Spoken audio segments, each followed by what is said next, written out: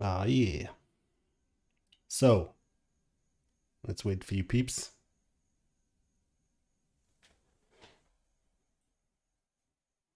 Do do do.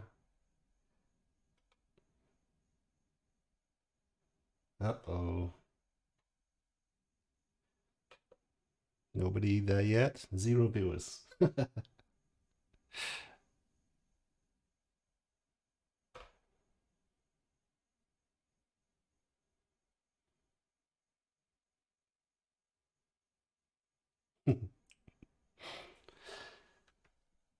Do do do.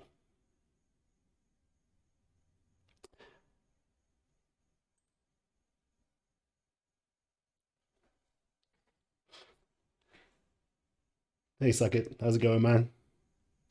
Is the audio okay? Since it's just me and you. Me and you. Alone, AF. In the PM. With the COT.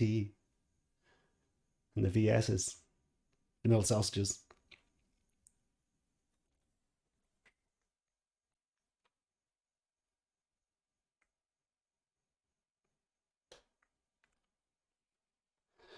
Depot Studios, Agent Steel. Hello, boys. Obviously, my stream chat is not working. I'll just wait for you guys to trickle on in. Audio sounds good. Were you here for the drama yesterday with my mic, where it was like slowly but surely getting quieter and quieter, and it kept on dropping in and out? It's this very microphone here. It's a tube mic. So with a tube mic, you got all these things that can go wrong, like the cable itself has so many pins on it. I think it's 9 instead of like I think it's 3. Is it on the XLRs? So there's all these different pins. So this is always bending and one of them's coming out or something. There's a goddamn tube in there, or if you're from Britain, a valve, and then goes over to 3 pieces of equipment that can go wrong. And it's also got its own power supply. So rather me being all fancy like, trying to get a good microphone, a nice warm, rich sound through old MXR compressors, through old, uh, relatively old Neve replicas. And do you know what it was? I pulled the whole thing apart. I pulled this apart. I was spraying it. Evidence that I was spraying it. I was checking for cold solder joints. I was checking for this. I was making see that in the power supply itself that none of the capacitors were bulging or anything. It was the fucking fuse. There's a tiny fuse in the power supply, and the fuse had gone. And I thought, where the hell am I going to get a fuse? It's one of those cute little fuse boxes that has a spare fuse stuck in the little square. Popped it in. Bob's your uncle. God damn it. Derek Farrington. Just wanted to say it's great to see someone who has an honest and genuine take on rock metal scene. Thanks a lot, buddy. With the praise be. Cheers, Derek. That means a lot, man. It's I just what struck me, what made me start complaining is all of the talent. There was guitarists, like I consider myself a good guitarist. There were guitarists that were so imaginative and so expressive and sounded, amazing. And they had the world at their feet and they got sucked into this DAW life, you know? Oh, I bet I've heard that this Tube Screamer from this certain year is better with this certain chip, with the JRC chip rather than the Burr Brown chip. And then, oh, my cables apparently aren't the best. You got, my signal to noise ratio gets this, and if I tweak this, and now I'm going to learn how to record, which takes years, right? It takes years to do it right. And then, nothing to do with writing a song, nothing to do with writing lyrics or getting with a band and brainstorming. It's all gear all the time. Forums were addicted, so people will get on these forums and chat, and then you'd have a laugh, and then that would be a distraction because you're laughing with the boys. It was fun on the forums back in the day. We used to talk mad shit to each other, and so that's part of the reason why I started to rebel against that culture, because I could see it absolutely destroying, wasting everybody's time, and then the data with the correlation of the DAW flooding the market and with interest from normies, from the public, being completely disinterested in the new sounds we were getting, in the better sounds, in the, especially after the mastering thing kicked in, where the loudness wars, which isn't such a problem now because YouTube and most of the streamers, they actually limit the sound now. So even if you do have a really loud master, it's going to bring you down a peg or two, which is, on paper, it's good. But I see now there's a way of manipulating the frequency so it sounds louder, but then it's just more of a screeching upper mids. You know the drill. So that's why I kind of rebelled. I was like, this, I wasted so much time, and I should have been slaving away with other people. I'd like preferably better than me, because they can push me, and I'll show them, type of thing. The mic sounds really good today. You're awesome. It was a goddamn fuse. I now I'm tempted to keep an eye out for this specific microphone for sale, as is, not working, and just see if it's the fuse. Just buy it and then swap the fuse out, and I'll end up having every single microphone one of these. For those interested, it is a Sterling Audio ST69.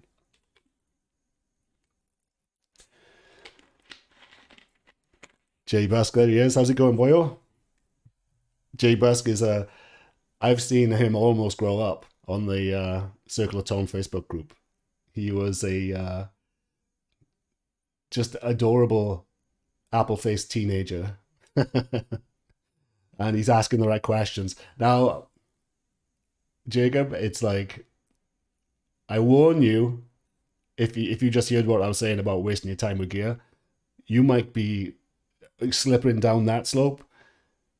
Unless that's all you want to do, is if you're interested in gear more than writing and being in a band and that type of thing, then fair enough. But careful I don't rub off on you too much and you end up just chasing tone your whole life like I did, like an idiot.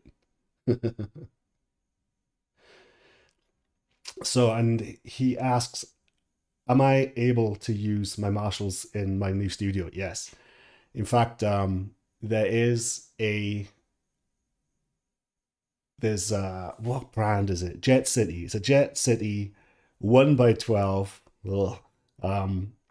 isolation cabinets for sale down the road from me. Say down the road, in America, it's like 40-minute drive. So I'm thinking of picking that up, and then you can't see in here, but maybe I'll do a video on it. I already have an isolated cabinet, an isolated room there. It's basically a standard American closet, and it's completely padded with things like mattresses and moving blankets and things like that. So I have a 2x12 in there with two old greenbacks, and I also have my bass 18-inch bass speaker in there as well for miking up bass. So yes, I will be able to use all of these. I intend to, with the next one coming up. That's going to be the Thin Lizzy. And I've been practicing. Let's see if I can. You won't be able to hear it because my if I play electric unplugged, this has a noise gate on it and it won't pick up any of my plink plonking, so I can't really play right now. But yeah, I'll be able to play at midnight or whatever, and crank these to a relative. There's 100-watt GK, I think, in there now, and I'll swap that out probably for an old classic 80, I think. 80 watts. I'll be able to punish that. All right, let's use. Hopefully, this chat isn't too old. Deaf World Studios. I'm a great guitarist in training, learning old classics from Blue Oyster Cult, Ozzy, Def Leppard, Mountain Act. Oh man, Mountain. Was it Nantucket Sleigh Ride? That song. If you black metal bots in the chat, if there's any of you, if you've never heard that, you want to hear that there's a lot of influence from that band in black metal. I hear it all the time, especially in the drums. That was some proto metal. That was the Mountain, fucking fantastic. Yeah, but just I was talking yesterday about learning songs. I don't think it's a great idea. I think maybe um, get lessons on how to play, but I wouldn't start learning songs because then you have more chance of becoming a bot, and God forbid, because of that era, you become one of the you know old school metal bots with the with the beard oil and the you know the wrist tattoos. It's that I see there's a bit of a meme that's becoming now in the stoner doom rock sludge thing where they all look like the same. It's fucking. They take it's like the old hipsters. They kind of look like grizzly. Just if they're working in a coffee shop, it's they all look the same. It does my head in. So careful. I didn't make much sense then, but careful of learning too much shit rather than honing your own style.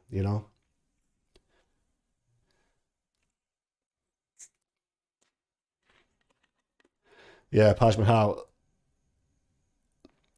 tone is only part, and if you can't write a song, what's the point?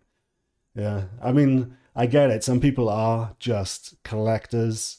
They're more interested in the looks of guitars or the way the specific years that make them feel good because their favorite band had this guitar in this. So you buy the same era and it makes you feel good. I get that. I get there's a lot of collectors and hobbyists and things like that.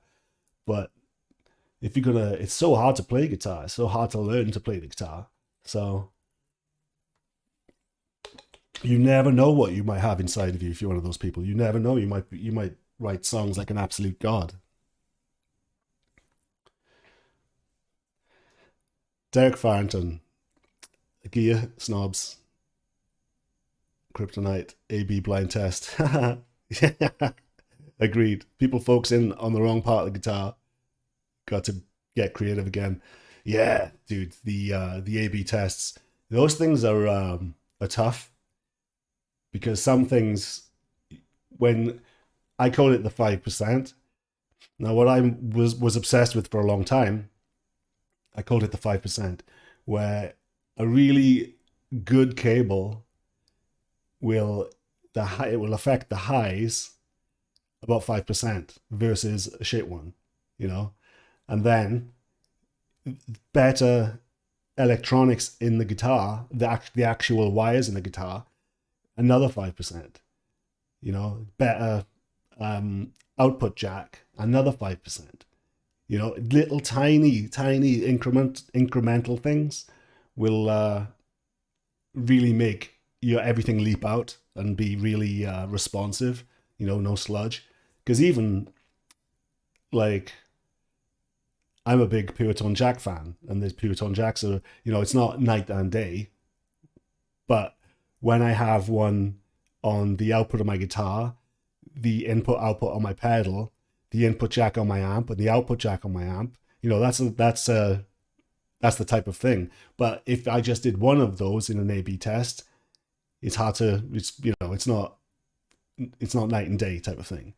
So yeah, that was me. I was obsessed with, for the longest time, every link in my chain had to be absolute top notch, and we're talking down to the power supply cable.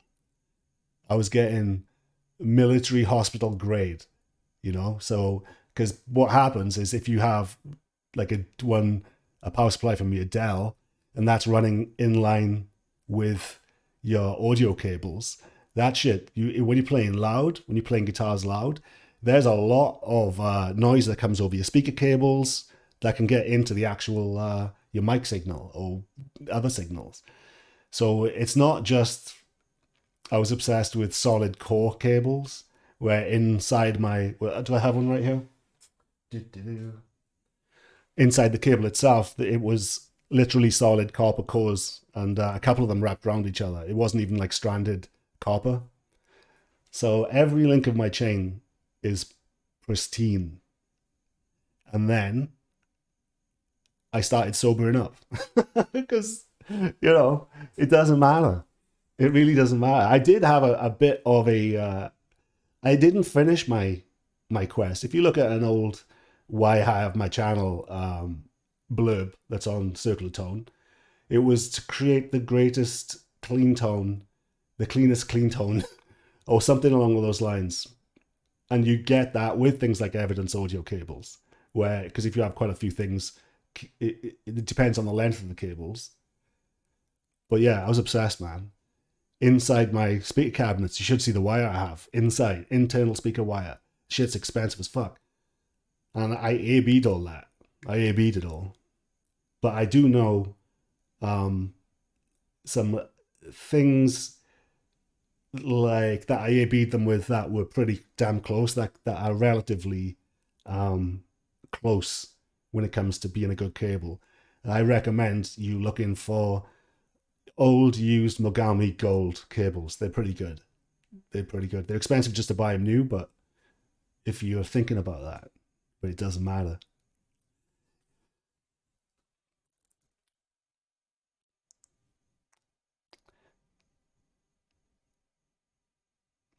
Christopher D. Greatness in a band needs even more greatness in engineers, production to get the most out of it.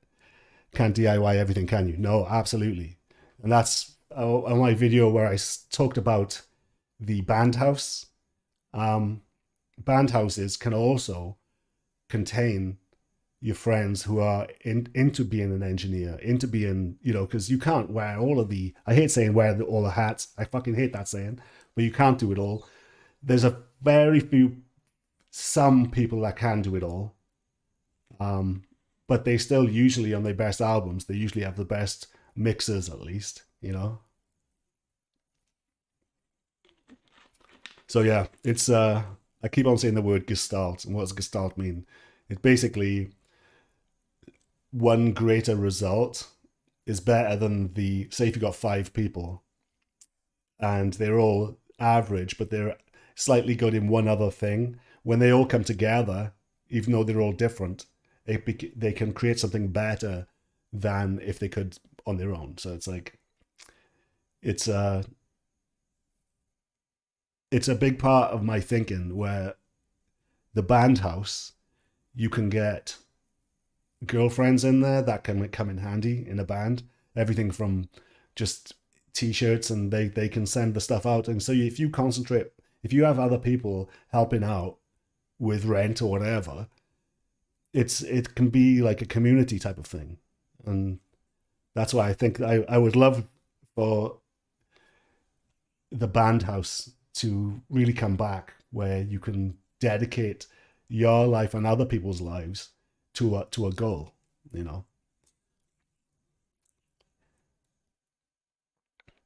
What's my favorite King Crimson album? I wasn't never really the biggest fan, but yeah, my dad. I think what put me off that, when you with your parent, because my dad loved them. So then when you tend to rebel against what your dad likes, and I had no idea growing up in Wales.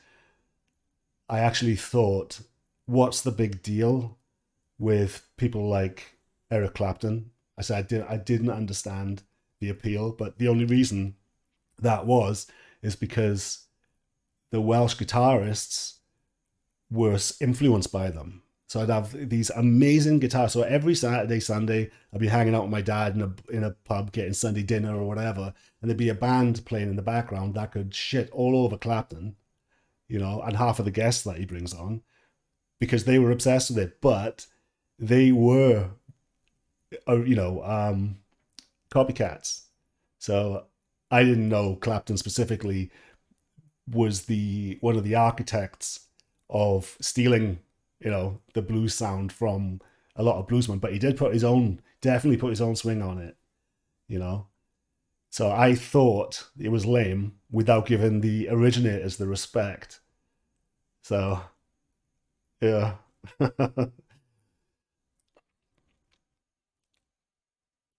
yeah. So King Crimson, there's a few bands that I didn't give much of a chance because of the people I was listening to doing covers of Kim Crimson all back in the day. So I was like, by the time I listened to it, I'm like, I've heard better live. It's weird to say, man. But South Wales had some of the best musicians. In fact, there's a rumor that um, that God himself, Slowhand Clapton, that one of his favorite guitarists was from Wales, and it happened to be one of the people that I was watching quite often. So I was spoiled rotten as a kid. Imagine being brought up, not even knowing it, not even appreciating it, but because my father was in Badfinger, and so the musicians that he'd surround himself with, or really say if he's like, oh, we got to go and see this band, they're really good. My dad never says that, so I'd go and see these amazing bands that he loved, and it was just ho hum for me. And I was into punk and uh, not so much punk, but post punk, and I became a mod because my dad never listened to any of that stuff. I got into heavy metal because that wasn't his thing.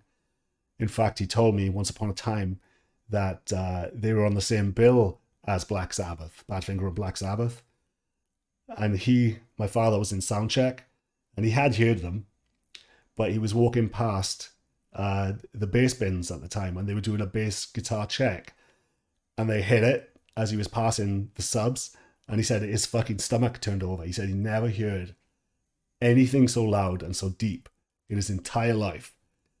He said maybe Crazy Horse were up there with that volume, but yeah. So that was a cool story from my old man, and he never used to talk about it. Uh, Sometimes if something would come on the radio and I'd say, "Oh, this is great," and they'd tell me some story about Keith Moon or something, I'd be like, "Fuck! Why didn't you tell me? You knew I loved the Who all these years. Why didn't you tell me all these stories?" But uh, he doesn't think it's a big deal. R.I.P. Dad.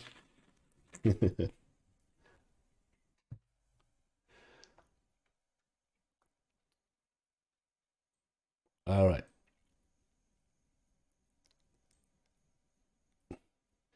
JCA 100, Unruly Beast of an Amp. Do you mean JCM? I suppose so. It is the best. JCM 8. Oh, man, no, JCA 100. I don't know what that is. I was thinking of JCM 800.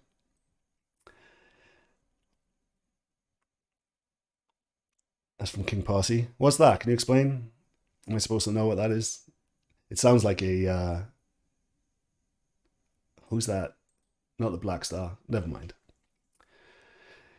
Only 64. Oi, oi. Rusty Shackelford.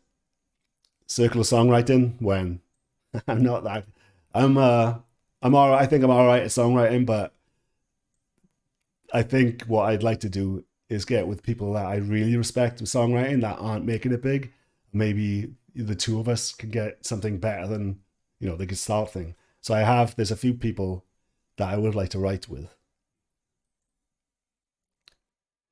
Jay Busk, I was pretty obsessed with the whole tone aspect of music for a while, but I'm starting to come around. I found a good group of guys to jam with and be working on my songwriting. There you go.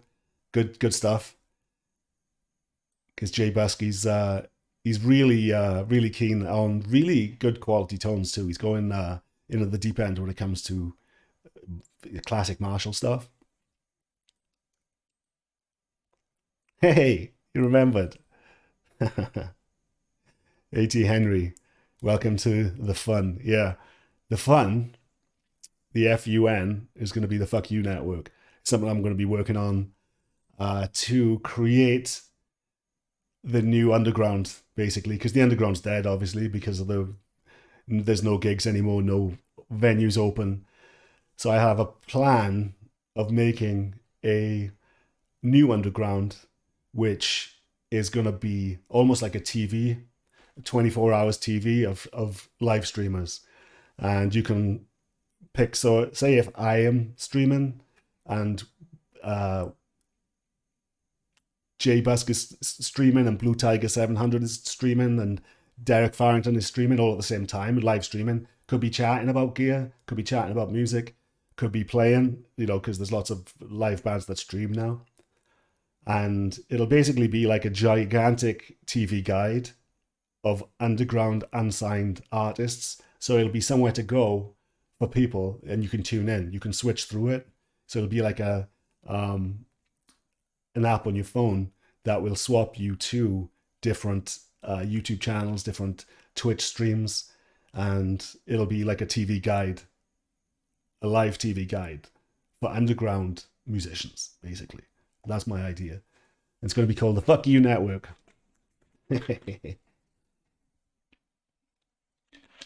I think we need something to replace the old networks. The old networks used to be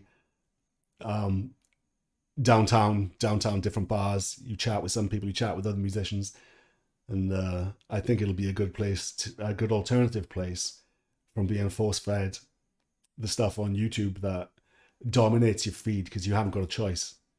Because the record labels, even if you, like I mentioned yesterday, if you are trying to look for independent music, right, you type in best independent rock, what you find in YouTube is going to be on an indie label, but it's going to be distributed by one of the big three or Disney or somebody huge. So it's not independent at all. It's just they skirt the rules with these with the distribution, and then because they are part of YouTube's trusted advertisers and trusted news partners, because they'll be under that umbrella, they get times 1,000 in the algorithm versus your band. So it's impossible to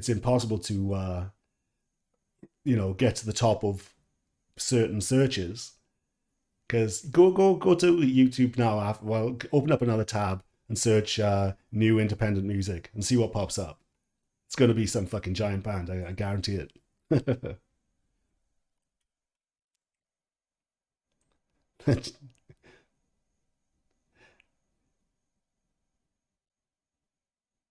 Hey, oh my God, Jay Busk, you say blues lawyers? Are they the people that you're jamming with?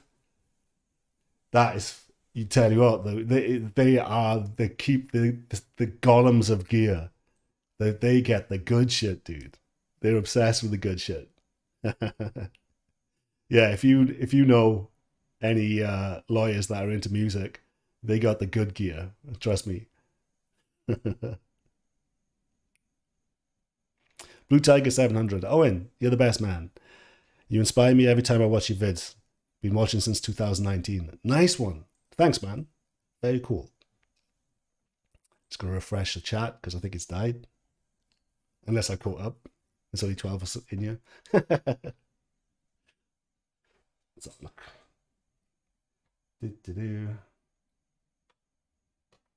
Dude, yeah, there's been loads that I haven't seen.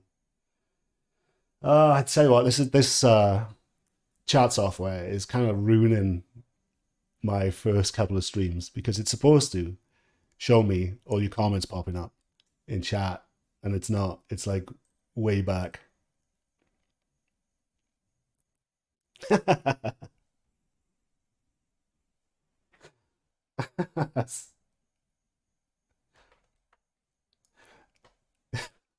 YouTube keeps forcing Punk Rock MBA and Nick Nocturnal masturbating over sleep talking on me.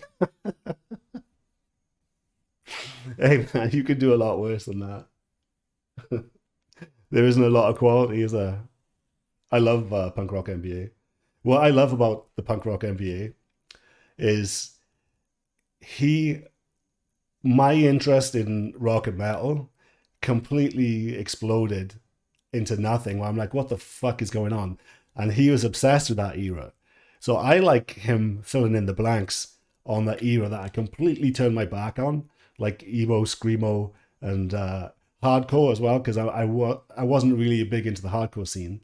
So he knows a lot about really obscure hardcore era of the late 90s and 2000s to all these shit emo screamo and hype beasts. And that's entertaining to me because I did miss out on a lot of that stuff because I thought it was shit. So, his guilty pleasures, because I know, he's been into the hardcore underground stuff, that because I hear him talk sometimes, I'm like, fucking hell, who the hell are they? But then he fills in all the gaps for the fun shit that I turn my back on. So with me, Mr. fucking neckbeard know-it-all, there's not a lot I don't know about the scenes, the underground and everything. So he kind of fills in a lot of gaps for me on the era that I was like, I was too good for it. I turned my nose up to it. Ew. Go over there, Crabcore. And he's all about that fucking life.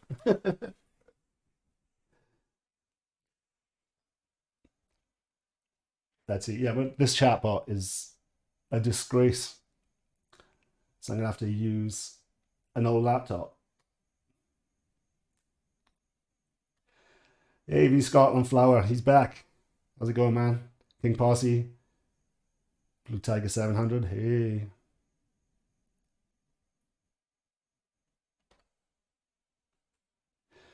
AV Scotland Flower, my ATH M40 hinge just gave up on me. On my 50s, my M50s are busted too. So I'm using some good quality, tank built, vintage closed headphones to listen to this. Hello, big boy. Paj Mahaj. We see Dad actually in Badfinger. Very cool. Yes. Founding member. He's in it for the whole time. We dropped out now and then, but yeah, he was Mike Gibbons, the drummer. Lived a hell of a life.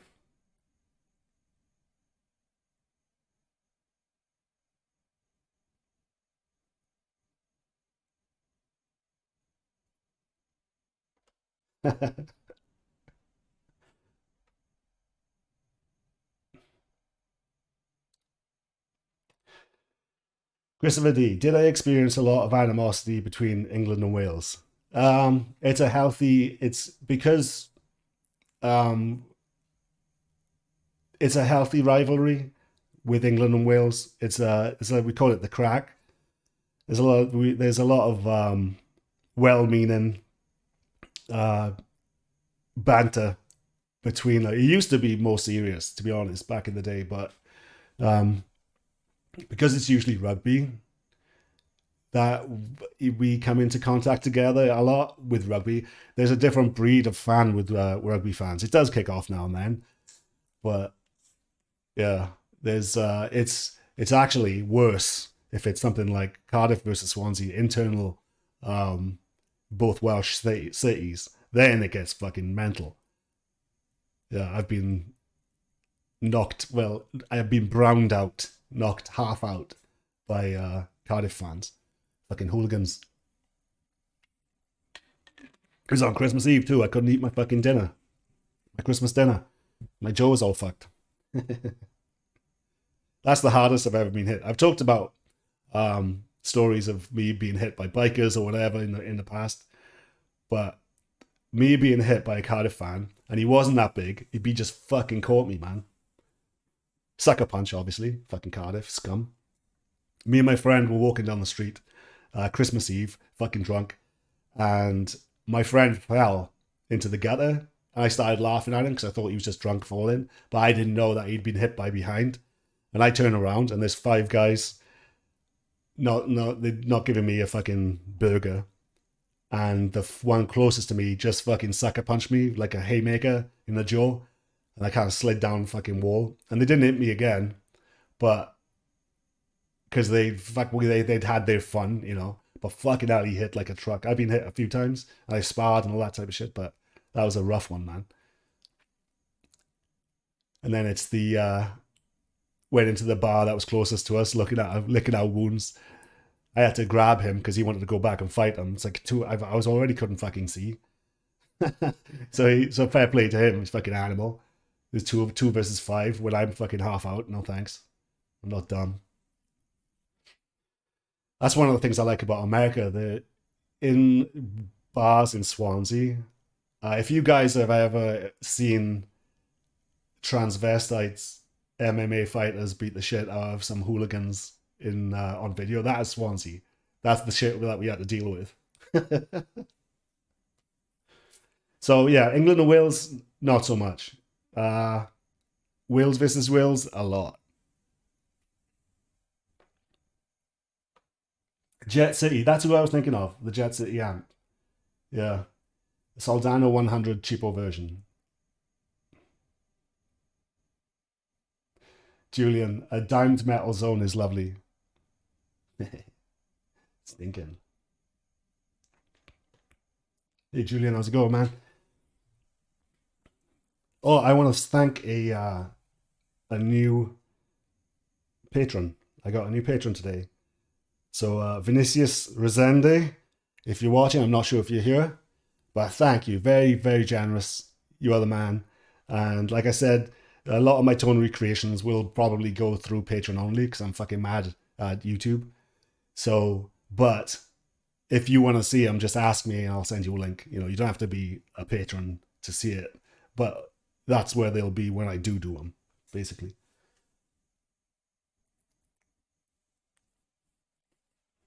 Let's get this closer since I'm going to be staring at this.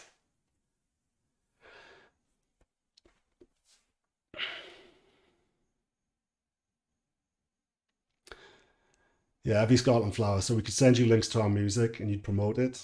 That sounds very motivational to me. To actually finishing the song. Hey, let's not get crazy. Let's not get crazy and start finishing shit. That would be new school. Yeah, and it's not so much about promoting your music; it's promoting whatever live stream you're doing. So it's going to be a live stream promotion. Um, I did. I was thinking like, how am I even going to make money out of this? And I was like, the I could do it where my specific time, say like 11 o'clock right now, is it 12:30 already? Jesus. I could block off my specific time so I'd be the only one there. But I thought, no, I just let it go. I think I'd maybe get some just love from for doing it. And I don't think I'd charge for anything to do with the underground, but I think it's a good idea. A digital app that's like a TV guide for the underground, for the live undergrounds, because you can't go out now downtown to watch shit bands or you know or have a chat with the boys because it's different now. It's fucking everybody's stuck in their houses with the internet. Nobody can afford to do shit. So if you could flick through channels of circular tone style, videos or live videos, or Ola going live, or somebody, no, it doesn't have to be an old school YouTuber. It could be you changing strings, but you might be really entertaining. You might be really funny, and people would just like to hang out with you, and shoot the shit, chops in the comments. So yeah, that's my what I gotta sort out. Let's have a look.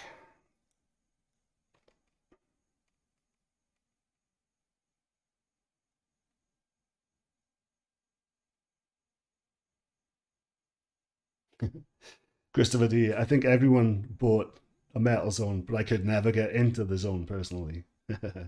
Yeah, I bought one back in the day too, and it was my favorite little distortion pedal versus the other stuff that was out. And then the governor came along in my rack, and then the governor pedal was my favorite for a while, and then the rat. So yeah, I liked the metal zone because it was so fucking tight. I always used amp distortion, apart from when I used the Zoom 9002, the old thing that used to go on your strap. I was fucking strapped, bitch.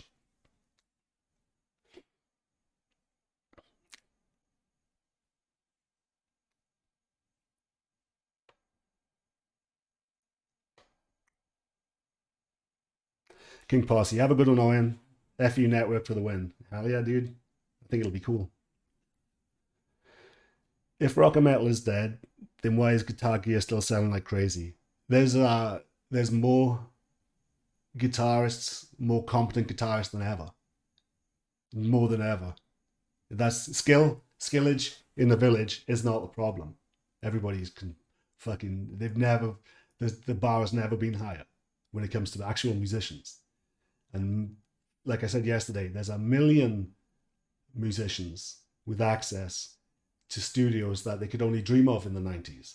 With so many tracks, the noise flow is better compared to the old studios. Everything is cheaper, but better. The cables, like they used to mostly use like Canary cables or Whirlwind cables and stuff like that in studios, in top studios. And the cables I'm using now shit all over them. So better, stronger, faster, louder. So what's the disconnect? It's the band dynamic that's missing. And also, those numbers are fudged, where they said that there's more guitars and stuff being sold than ever. They were. It turns out those numbers were actually fudged. Fucking mainstream media, man.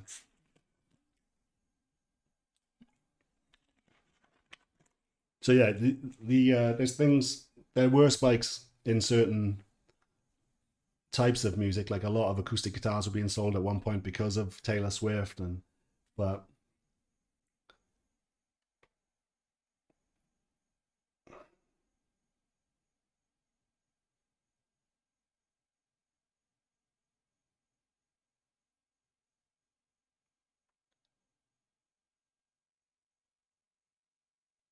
Paj, Mahash, Sleep Token are awful. I just don't get the appeal.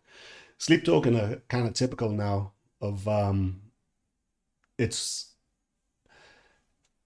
it's another sound over substance type of thing where massive production, you know, relatively good skill, lots of impact, you know. But when you really dig down to it, there's, you know, it's kind of for me, it's kind of over processed and just doesn't have it that grabs me, you know. And nothing against them. I mean, relatively they're good, you know, compared to other shit that we've had to deal with, but they kind of like I think it's overproduced, overthought, a little bit pretentious, you know, and yeah, Sleep Token. I think like I personally I think they're okay. Travis Spaulding, Finn has some good content. I just hate it when he tries to be funny. He's not a funny dude. Lol. Well, who is? You know, there's not. I think he's funny. I think he's good at the descriptions of things like the fox racing housewife. You know what I mean? Like the aging, the way that he explains certain types of music. You know, like Finger Death Punch fans, or like, you know, you got the military wives into it with the fuck, the way the way he explains how all these people are dressed. You know, it's. I think he's funny. I think he's funny as fuck.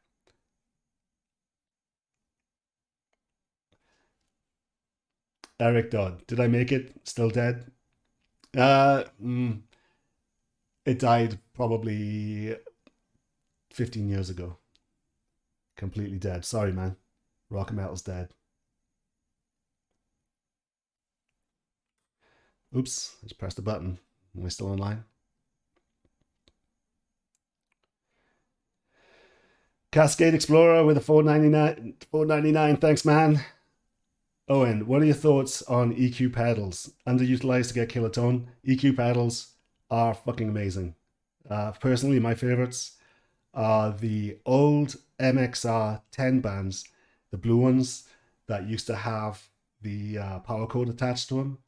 And but inside they have, I think people refer to them as tropical fish resistors or capacitors. Can't remember which one, but there's specific ones that have those inside of them, and they are gold. You know, I think I've actually sold mine. I got good money from, but yeah, MXR, old MXRs You know you got a good MXR pedal if you take the back off and you breathe in like 40-year-old toxic fucking foam that's disintegrated into nothing. I made the mistake because what they used to do, they used to put foam backs in the inside of the MXR pedals to stop it from connecting with anything. So it wasn't a conductive foam, but they would disintegrate into the most disgusting fucking mummy dust you've ever seen. And I blew in one, and holy shit, it went up inside my eyelids. And it was I've learned my lesson from old MXR fucking pedals, dude. MXR pedals are shit quality. They're always fucking breaking down. They were never good quality, but the sounds were fucking delicious. MXR for life, bro. Thanks for the 5, man. Matthias. Bands should be live streaming shows online. No tour costs. Convenient. I said that in the band. If you search Circle of Tone, and I can't even remember the title of my own video, but I think it's something like what you should do as a young musician. And Bandhouse is part of that. Think about this, right? You have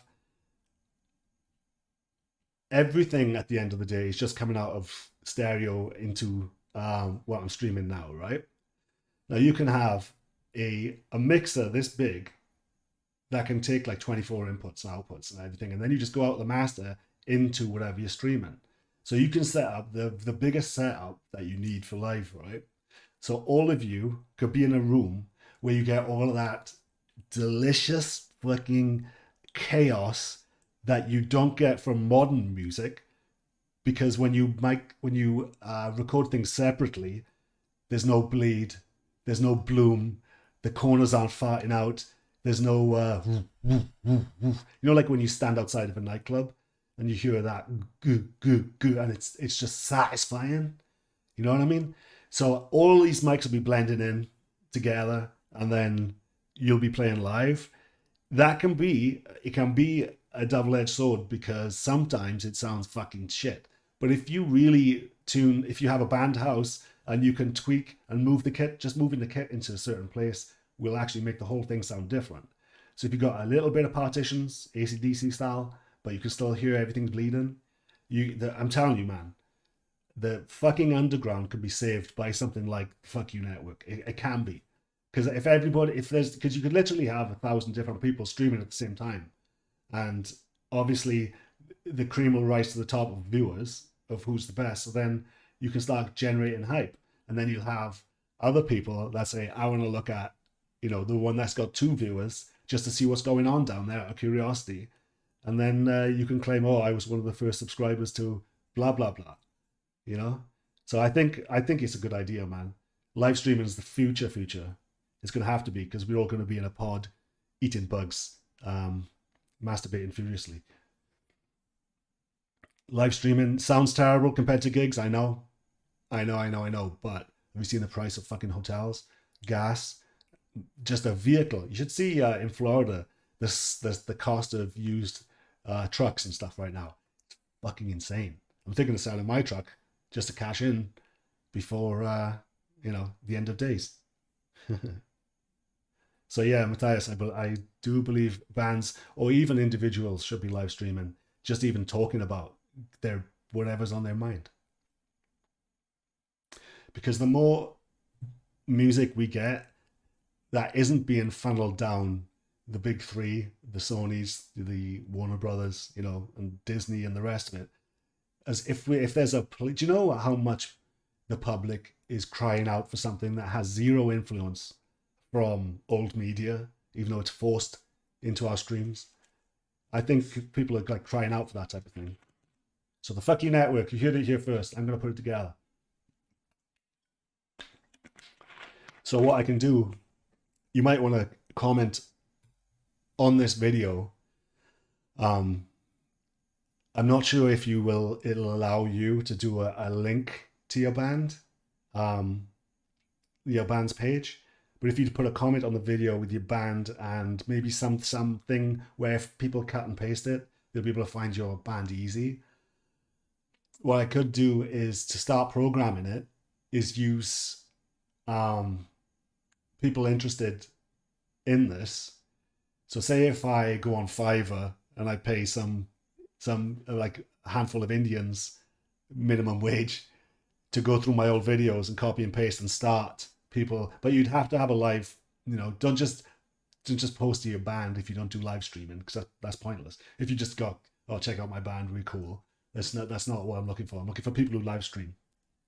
So if you live stream often, um, try posting a link. Maybe it will the actual link will pop up in my comments. But I think sometimes the bots will stop it from propagating. So then I could pay people on Fiverr to generate a list. Cause I'm not going to go through them all and copy paste, and look up the band to see what their schedules are and that type of thing. It would be somebody else doing that. But we have to start somewhere. And if you've streamed like twice in a year, then maybe not waste our time. But you know, early days. And if anyone has any suggestions on the Fuck You Network, search Circular Tone on Facebook and come join the group. Maybe we'll start a thread on it with ideas and that type of thing. Mason Gregory, I used to use the Metal Zone in front of a Crate GX600. Oh, you stinking bastard. It sounded tight, clear, somewhere impact and imminent, and Cowboys from Hell. Yeah, that is as tight as it gets, man.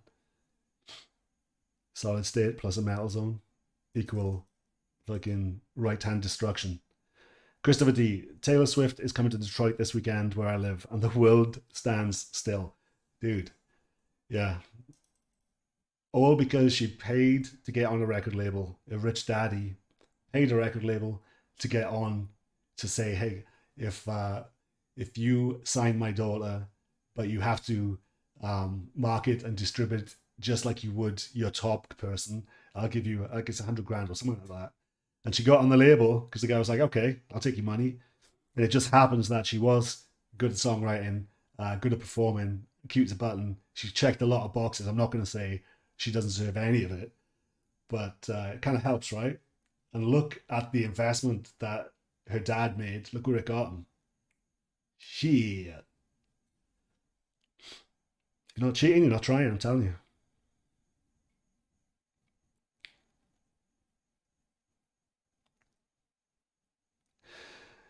Yeah, Glue. It's the fantasy that instrumental skill will get you everything. Yeah, it's not. Yeah, it's the band. The band will get you everything. It's very few people that can do it on their own, and people that did try and do everything on their own. People like Annihilator, um, Jeff.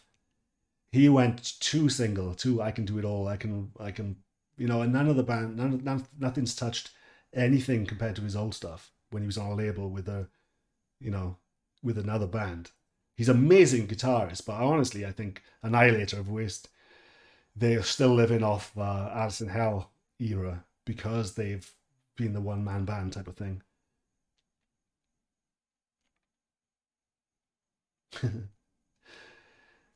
Tekken Zero, you will live in the pods and eat the bugs. So regarding live streaming, Yike, if you set it up so everyone can hear everybody else in the room, the bleed kills your drum sound. But if you point things away, typically you need headphones. Well, definitely you'll have to have headphones. That's something that you can tweak and work on.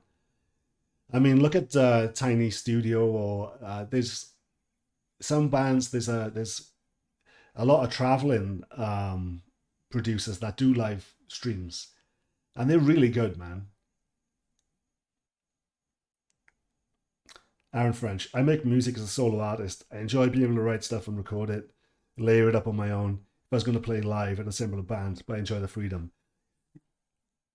Aaron, where's it got you, man? Are you making a lot of money out of it? Is there a lot of interest? Where I mean, I that's what I did for the longest time. It didn't get me shit. It wasted time. I wasted my youth. I could have been a beautiful, long-haired, fucking thrash machine as a 20-year-old, but I didn't. I started going down the fucking tone is king. I am king, you know.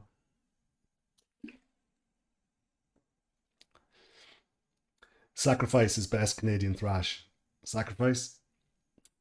You spelled Voivod wrong. They're not really thrash now anymore. They transcended it.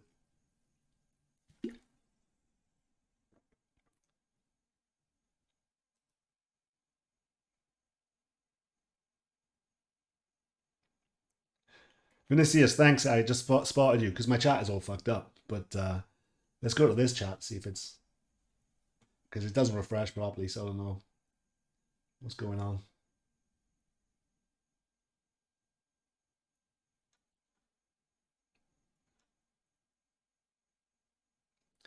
Yeah, tropical fish beat capacitors. Yeah, I couldn't remember if it was resistors or caps.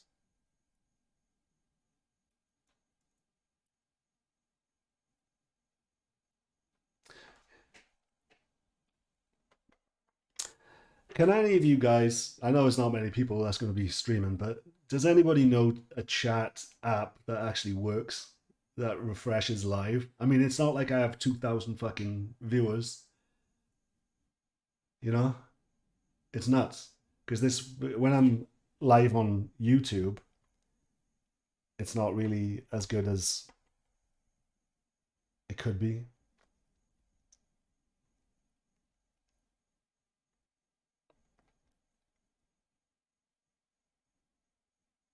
Sorry, I got three different things I'm looking at chat on. It's fucking pathetic.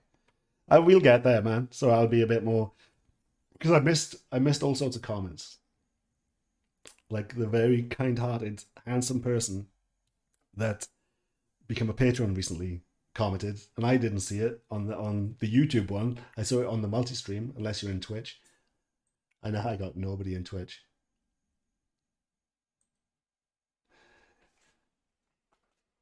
Oh, my back's killing me.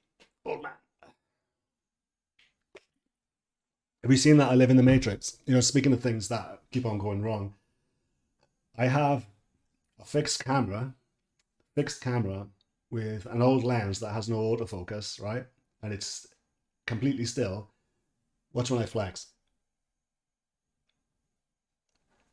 I'm like Neo when he flexes the whole. I don't know why it's even fucking moving. How? I think it's a Nikon thing. That's maybe it's Nikon, or maybe there's some sort of something that's going on with the Streamlabs feed. I don't know. So it shouldn't be moving at all. Look, where's it going? Yeah, so there's going to be a lot of bugs in these streams because I'm new to it. It's my first week of doing it. So let's see.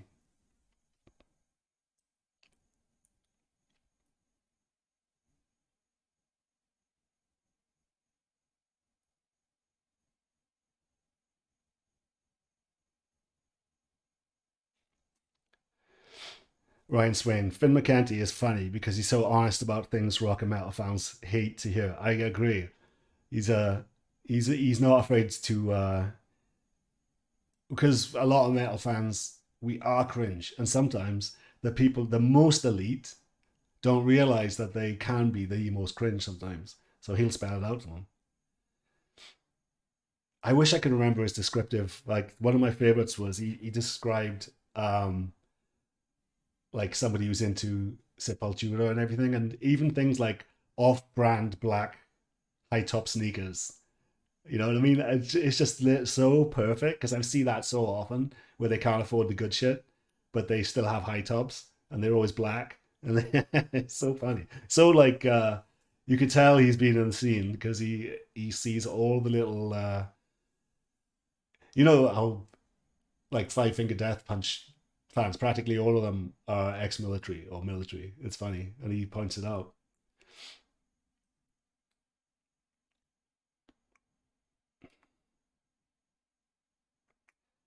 Travis Spaulding, the new MXR 10 band EQ doubles as a light show as well. Oh my god. Uh,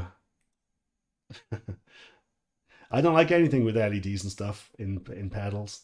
It it's obnoxious. Do you know what the worst thing in the world is when it comes to functionality? MX, the fucking Mesa Boogie rectos. The knobs are gnarled silver, so you can't tell which fucking direction they're going in. The way that they have the volume, tone, this, that, the other written is somewhere where you can't read it unless you're completely in line with it. Like, Mesa Boogie is fucking, I don't get the hype at all, from everything from tone to fucking functionality. You know, they are well built. I'll give them that. They're generally well built. But fucking hell, it's a no, not. I've owned them all, practically all of them. The best one, in my opinion, Mesa Boogie Mark III. Terrible for live, but for studio, a Mark III will get you fucking a lot of tones. Because the shared EQ between the clean and the dirty, that kind of fucks it up for live applications. Because you can't switch from the best clean to the best heavy tone without tweaking the EQ and the shared EQ. But for a studio, those old purple stripes, yeah, any stripe will do. But that was the amp for me, the Mark III shit, and so underrated. But now people are caught on and they're fucking expensive. So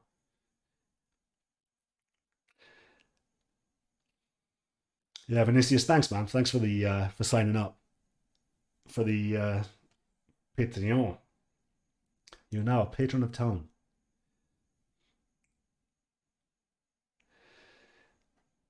Sean Godreau. Sean Godreau. I'm terrible with names. Sean Canary? No. Your Chris Spedding vid turned me onto your channel. Love your live streams and your father's band. Thanks, man. I appreciate it. If you don't know, I did a video on the origins of punk, kind of, and it was how something rubbed me up the wrong way for decades about the Sex Pistols and how good that album actually sounded and how good it was played. But then the consensus was that they couldn't play at the time. So nothing added up. And Chris Spedding was a brilliant guitarist at the time with a specific sound who happened to use a Les Paul, who happened to use a Fender Twin, the exact amp that was recorded on, who happened to know how to chug and things like that. It was like, did they really record the whole thing? So that's what my Sex Pistols video was about, of digging down into how the producers were contradicting themselves regarding the tracking of it versus what some of the band Spedding said that they did, even though Spedding said it wasn't me. I find it very fucking hard to believe that the Sex Pistols could come out with that absolutely golden standard of rebel rock, right? Absolutely stunning. The playing, the sounds, the slides, the bends, the subtle shit, the fucking the ultra mono that it was recorded in, and then they come out with where anything that he did after that, Jones, it sounded like a gorilla playing, and it was none of the panache or the bass. Apparently, he played the bass as well. So yeah, I do think that they all played some on the album, but I don't think there was. I think there was a lot of fairy dust sprinkled on Nevermind the Bollocks. And if you want to see why, go check out my old video on it.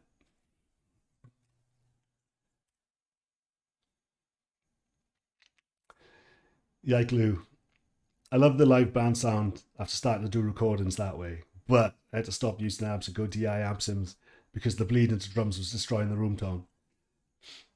Hey man, that's an excuse. You got to figure it out. DI, it's not going to work, man. It's not. Millions of us are DIing, and we're not moving the needle when it comes to the public. Is my mic going down again? Do I sound all right? I see my level slightly going down.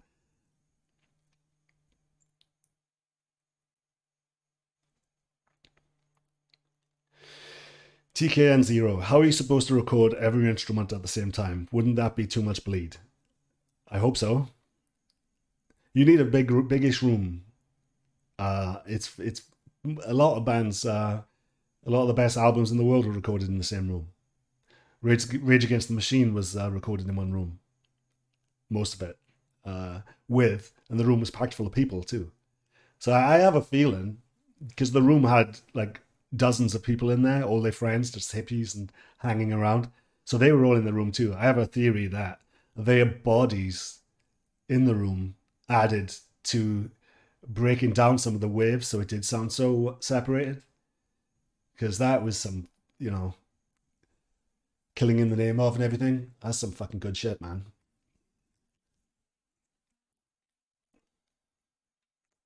Mason Gregory, I will not eat the bugs. I will not live in the pod. You tell him, boy. Yeah, you'll be one of the free folk on the Fuck You network. We keep chickens. We gather rainwater.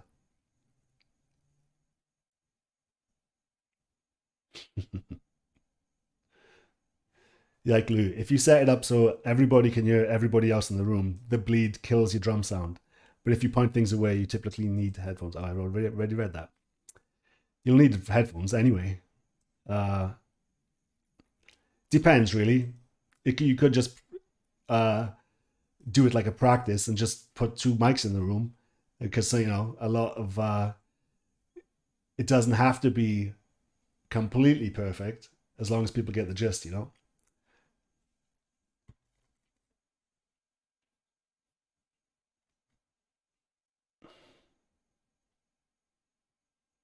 Richard, Gothrocker 7, how's it going, man? Better stream quality today. Sounds good. Thank you, thank you. It was a fuse.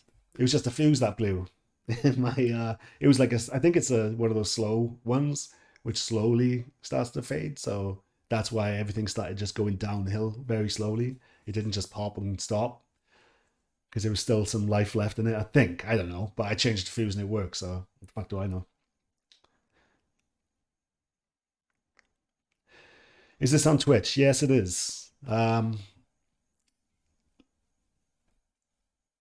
This just Circle of Tone on Twitch. I'll pop up.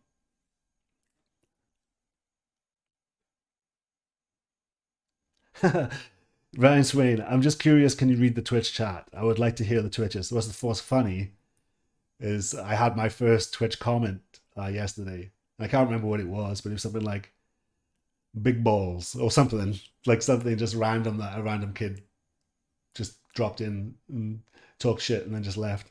I have like no, I have like three Twitch followers. So if you are on Twitch and you hate YouTube with a passion, as you should, then go ahead and watch me on there and chops. I'm in multi-stream, so I with the stream chat because it doesn't work.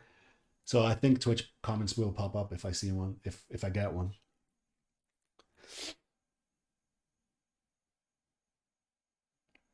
You found it, Yike? Okay.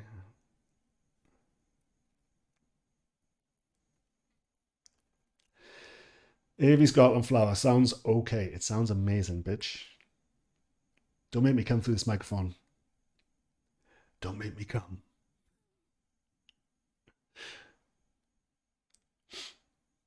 I actually have a sketchy voice and sketchy nose today. I'm all blocked up. So I might sound a little bit nasally.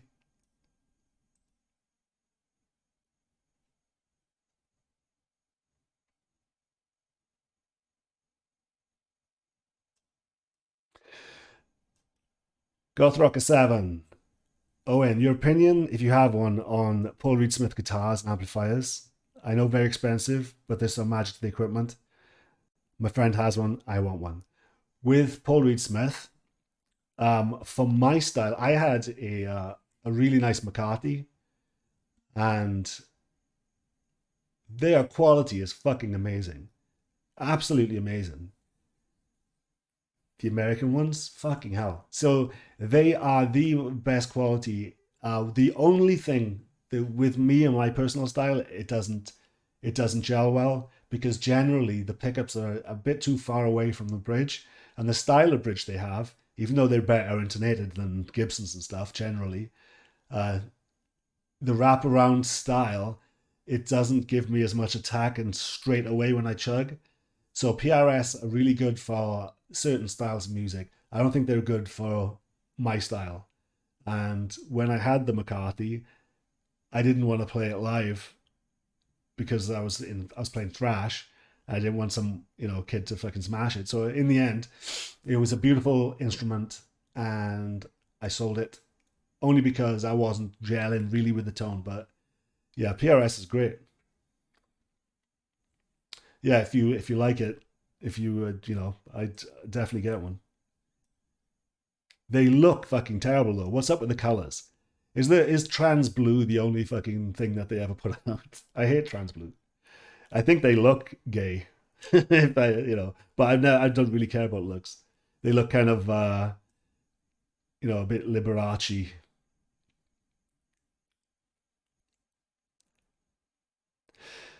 Like Lou responding, I'm a PRS fan after really disliking them for their new metal era. Great guitars from the imports to the USA's. Yeah, I don't know about the imports much.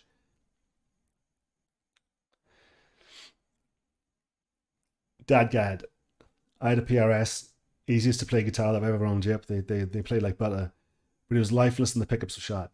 The lifeless aspect could be the type of material they have on the fingerboards can be a little bit. They have so much gloop on them, you know. So there's something about it. It almost feels like a tuning fork that's wrapped in rubber. Is the tone that you get out of it. So it kind of kills a lot of vibe. I don't know how.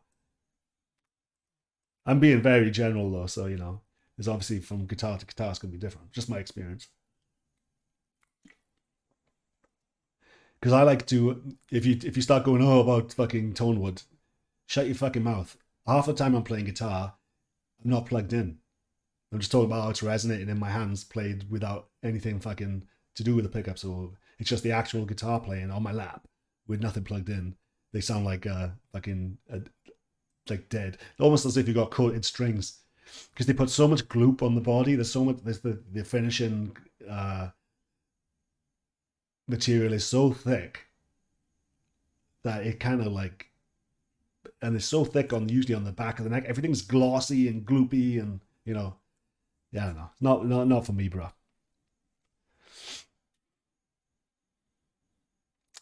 Just in case, honestly, it's funny how the equipment for musicians seem to got way better, but the music, well, yeah, man, all the gear is fucking top notch.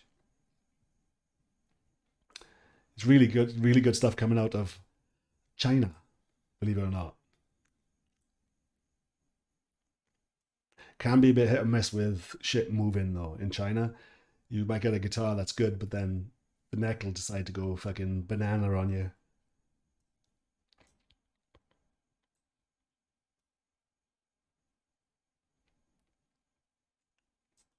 Justin Gaines, I like Squire and Epiphone. They've been killing it for beginners, mid players compared to when I was young. Yeah. Oh, Epiphone are great, man. Squire, not so much, in my experience. At least not recently. But Epiphone, goddamn, they got their shit together.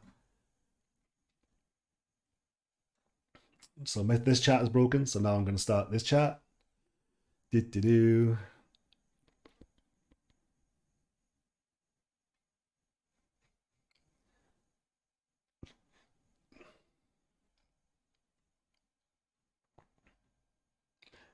Nobody on Twitch, lol. I see you.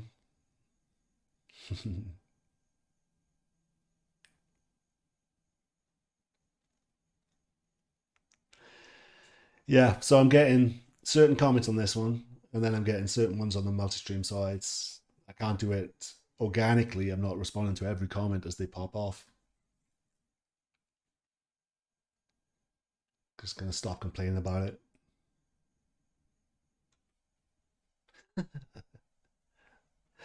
AV Scotland flower. Taylor Swift taps into the huge market of childless femmes that ride the carousel, trying to copy Sex and the City. Hey man, you nailed it. It's like what's the female equivalent of an incel? What they it's like for music for people who think Instagram is real, you know, whimsical and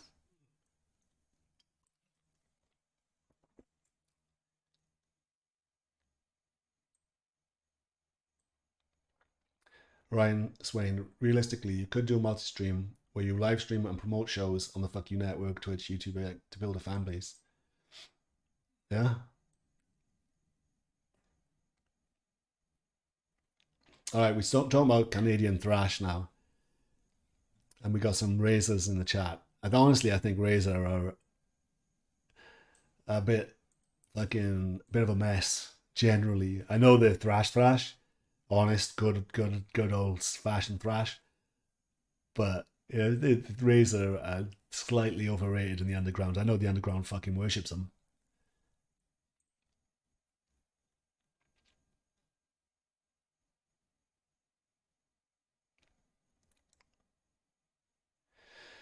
Likely, in my opinion, being in a mediocre band that actually finishes songs regularly is better than being an amazing solo artist that never finishes songs. True. Yeah, mediocre band. At least you get to have a bit of a laugh, you know, when you're living, you know, you're playing gigs, you know, you, it's just even hanging out. You got some interaction. You're not just fucking tapping at a screen, you know. Have you seen how when you see people on their phones? For I'm not gonna be an old man now because I'm fucking same. I do it myself. But sometimes when you see footage of people on their phones, and you can have time lapses where they're just like in a trance, and you're not doing anything. It's a similar thing with um, bedroom musicians. There's not a lot of actual there's it's a very lonely fucking existence, you know.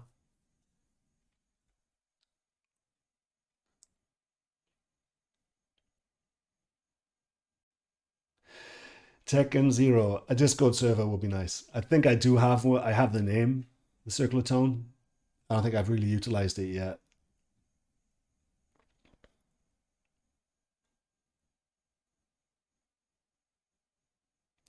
KEXP is so good at engineering and recording live stuff. Yes, they are very good. Not the genre we're talking about, but man, they're good. Yeah, they are really good. You're right. What's the other one? Something Tree, Live Tree. I can't remember, but they're good too. What chatbot am I using for streaming? I am using multi-stream bot via the Streamlabs desktop.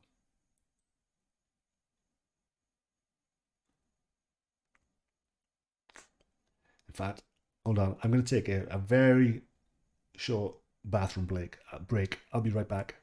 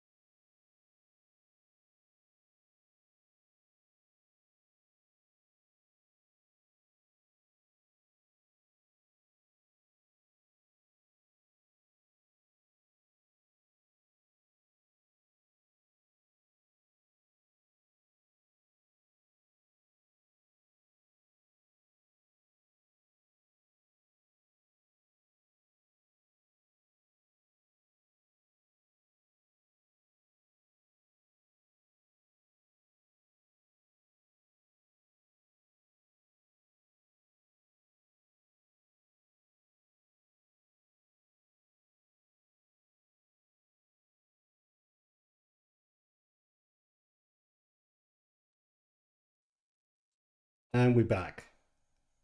Just put my glasses on. My contacts are starting to get on my goat.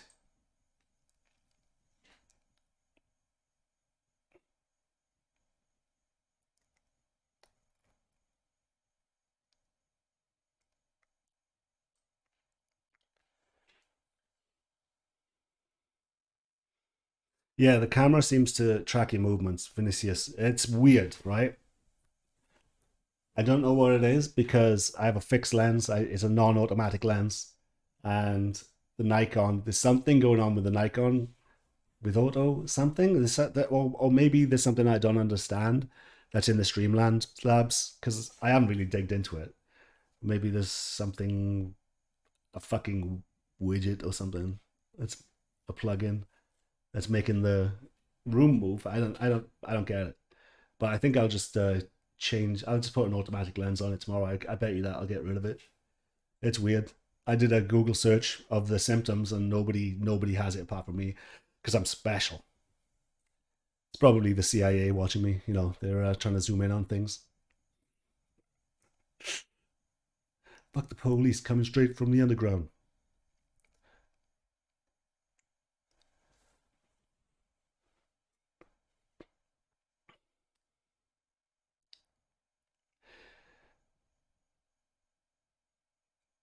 Yike, the recto tone with the tube screamer is vicious. Then again, I've only used simulations of it. Recto with a tube screamer is the a really good mix. It's as tight. It's pretty tight because the recto without a tube screamer is pretty not farty by any stretch, but relatively it tightens it up. It's good. It's a good mix, but so many people do it that now it's become, vanilla sausage to the max with that. Oh, so you like the simulations of the Mark series for a bit of edge of breakup? There's actually with the Mark III, there's a really good molten singing lead tone that you can get out of it because it's just a really sweet spot. Also rhythm too. I think there might be it. I think I recorded one of my songs with the Mark III. I might be able to dig it up.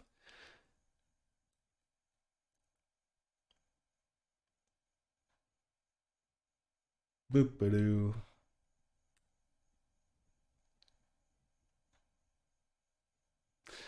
Ryan Swain. I was the first follower under the Twitch name. I don't know how to say that. Liquidus. It's all Q's and S's. Uh,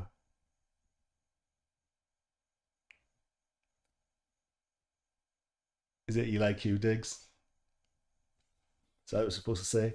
But that's cool. Hey, you can be the first. I was joking with somebody else that it's if I become famous, then you could say I was the first thing because I was the first person on uh Sherdog MMA forum to mention Ronda Rousey before she actually before she had a went MMA. I saw her record with a medalist for this, that, and the other, and I saw interviews of her training. I was like, this girl's gonna be fucking good. So I was, you could be that because we get underground street cred that you can just pull out. I was the first. I'm not getting famous, brother. This is it.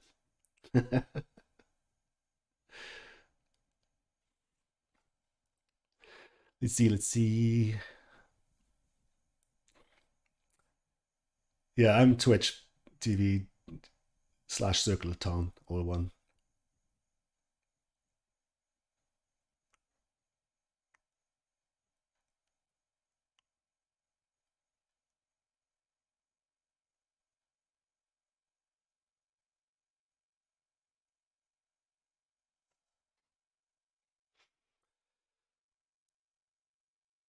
TKN Zero. I've been seeing a lot of people in my tiny ass town wearing metal and rock shirts. Gives me hope that the scene isn't totally dead and there's other crazy youths out there to jam with. Yeah, there's a lot. A new metal has been big with the youngins. A lot of you know, new metal is kicking off. Also, obviously, metalcore and deathcore is kicking off again, and also old school hardcore is kicking off again. So they're the ones. Thankfully, black metal seems to be losing a bit of steam. Fucking finally, but still no. Still, black metal's fucking ruling the roost when it comes to true metal. Fucking nerds.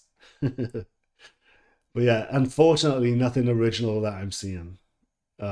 It's there's no new original scenes coming out. So I want to start my own genre of mod metal because that's never been done. The old mod movement, like the old Small Faces and the Who and stuff like that. Nobody's really mixed that into metal, so maybe I could do that. Unless there's somebody out there. Does anyone know that has mod influences in metal?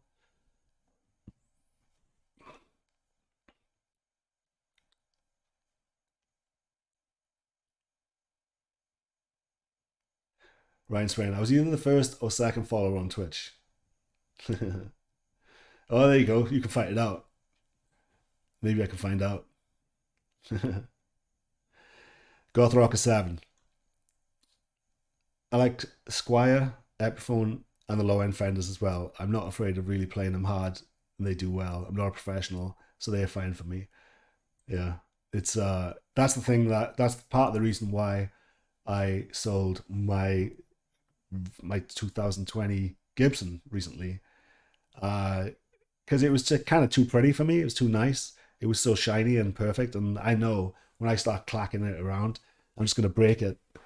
So I just put my good shit. I was gonna put my good shit, my good pickups, my good wire and old bumblebees and the old potentiometers in that 2020 Gibson Standard.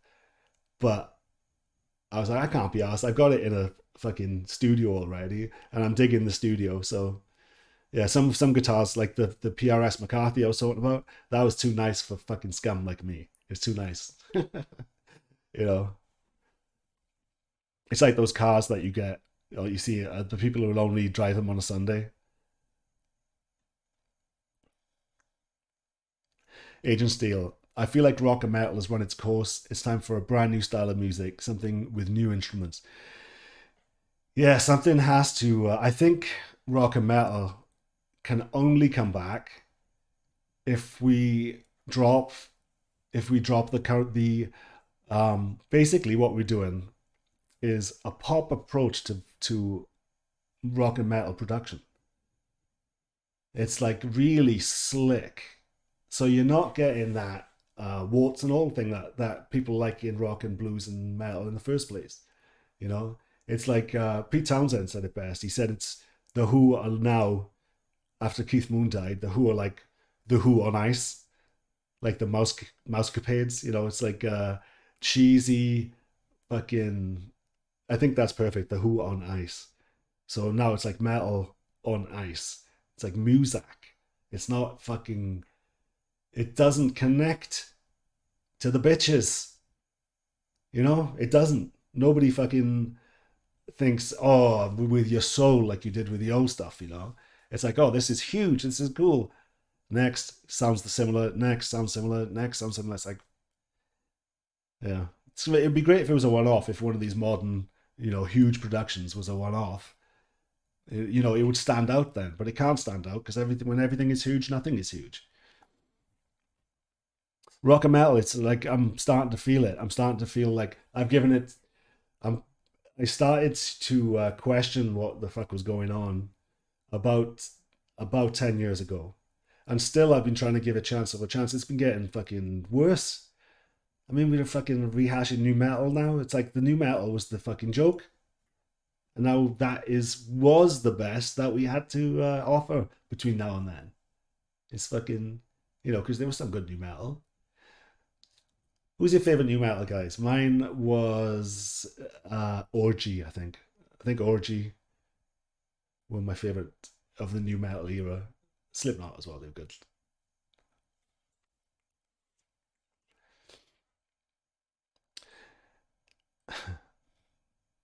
Eliquidus. Is Canadian thrash gay because of Canada? Yeah, I'm gay for thrash, man. Canada. See, is that what we talked about Wales versus England earlier? I presume that's an American saying that. There's a bit of banter, right, between states. What the fuck is Trudeau doing? That guy. What? Don't get me started on him. It's like Gestapo.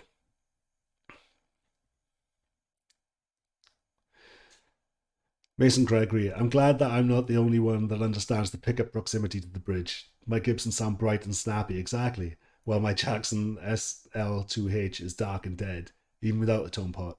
Yeah, man.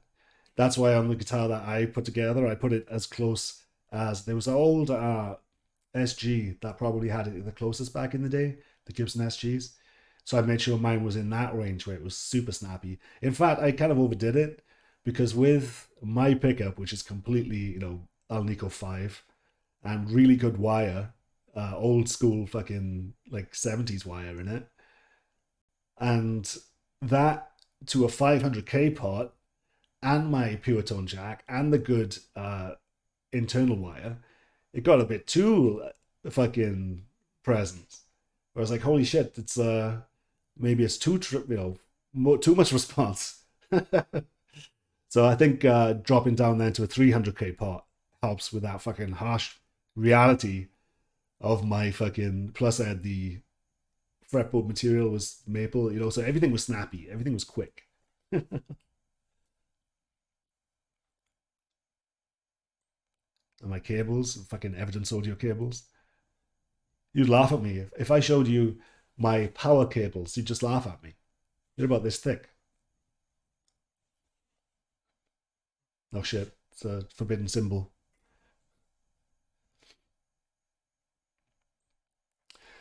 Gothrocker 7. Owen, what guitar brand do you like the most? What bass guitar brand do you like the most? I have a nice ESP bass that I love. My neatest guitar is the Robert Smith Schecter Signature. That's cool. Heavy guitar. Yeah, that's a fucking good one. My favorite brand is Gibson. Gibson, Gibson, Gibson. My favorite era was like obviously the 50 set, the 59 Paul. The style of pickups, the old PAFs or PAFs, whatever they're called. I don't even know. Those pickups with the old central lab pots and the slow ass bumblebees, essentially broken. The old capacitors, they break, they knock off a lot of highs in the configuration. And like I said earlier, where everything was too snappy in my other guitar, it fucking just becomes a beautiful broken mistake. That Gibson's one of my favorite. Gibson recently it got way better. Not they still got finishing cracks and this, that, and the other, but generally, the Gibson the 2020 Gibson Les Paul Standard I had was great, and also I bought another one. Hold on, let me grab it.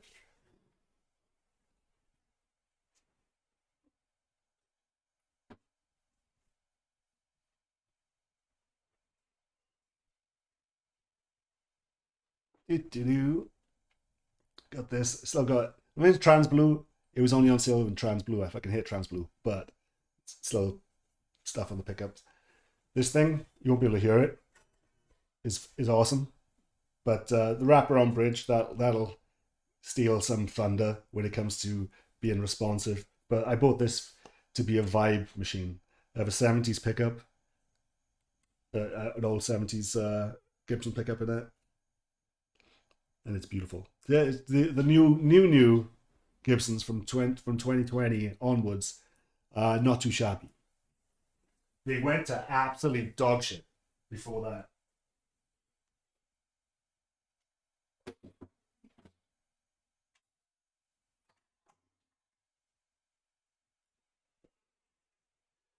So this is the one that I was just talking about. I can't even get it. Things in the way. Yoink,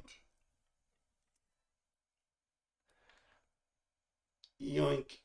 So this is my main one with the good shit in it. It's I think it's 2010-ish. I don't even know. Just a Les Paul Studio. I have it's probably 3 grand's worth of pickups in it. Like they're 60s T tops. So real Gibson T top, the real deal oldie shit. And inside that I have the 59 Bumblebees, the actual ones, not the fake ones.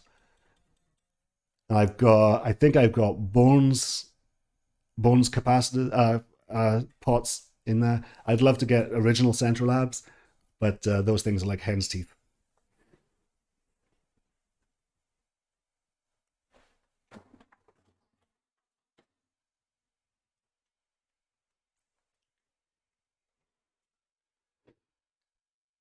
So I'm not sure if you guys might be surprised with me saying Gibson, but because I've done videos in the past on how sketchy the company got under the previous. Actually, JC's gone now, but the one before him is like fucking Voldemort. Absolute piece of fucking trash that guy was. He basically used Gibson as a credit card. He used the name to rack up massive debts and started buying up everything. Really terrible. Good companies too, Onkyo and things like that. But then he'd run them into the dirt. So yeah, fuck that guy. Maybe I should re-upload that video about Gibson. I took it down because I went really deep into how sketchy the Rosewood trade is and how fucking corrupt it is, and how because Gibson were getting in hot water about how they were sourcing their wood, and I went deep into how they source the wood, and you won't believe how fucking corrupt it is. Maybe I should re-upload that one. That's why I don't. That's why Gibson never offered me anything. I think. Hey, it's a new page. I like you guys now. I hated the old guy. What was his name? The old CEO? Can't remember. You don't realize, but Rosewood, the real shit of how fucking rare it is, and it's basically the whole thing is controlled by gangsters and corrupt government officials. So even though they did technically get it stamped properly, you should see the fucking background on how you get that stamped. It's fucking disgusting. People literally get murdered over it, over the wood. So it was a two-part question. What's your favorite guitar brand? And what's your favorite bass brand? My favorite bass brand is I like the what's that fucking German brand? Do. It's the Streamer 2 by what the fuck are they called? Um, the Streamer 2 is the model. It's a German brand. I think they were used to be famous. Maybe I can't remember. Yeah. Anyways, them. It's basically the bass that the second bass player from Alice in Chains used on wood and stuff. But there's a live tone that he had with that specific guitar, and it's the Streamer 1 or Streamer 2, and it came before their own brand pickups. They used to use really old EMGs on the original ones, and I want that specific EMG with the specific brass nut and the what the fuck? I can't believe I can't remember what it's called. I can. It's like 2 a.m. here. What time is it? 1:30.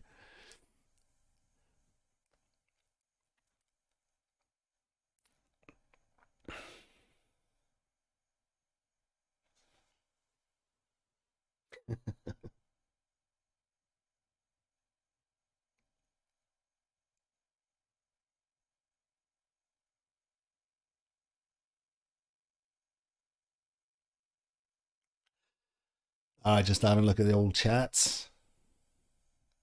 Warwick, yeah, thank you, thank you. See, the warrant, nothing's popping up on this fucking chat, and now you got it. Thank you. Which chat am I going to look at? It's broken, busted ass software. I hate it.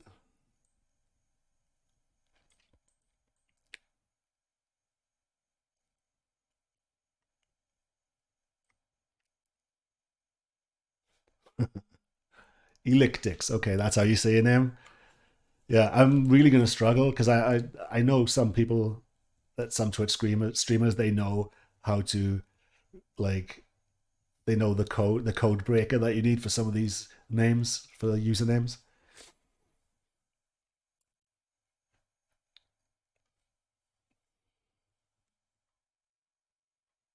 Let's see.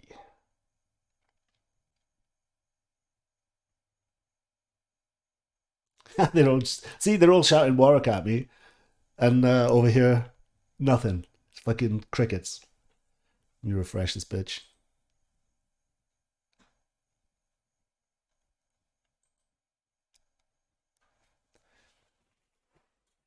Warwick is a stupid name anyway. I fucking Warwick.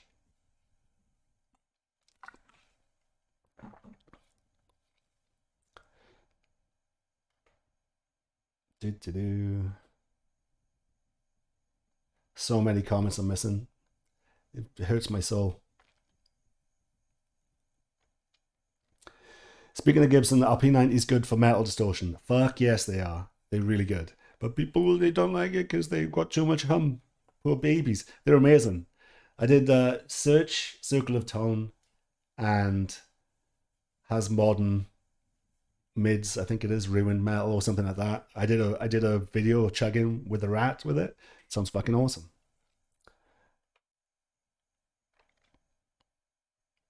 So many comments I'm missing. Sorry, guys. All right, I'm gonna whiz through them. Let's go quick, so nothing gets fucking.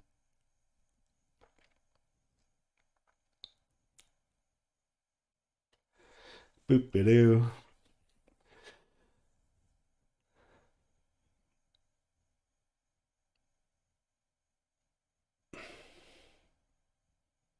All right, let's go. I'm gonna speed round. Here we go.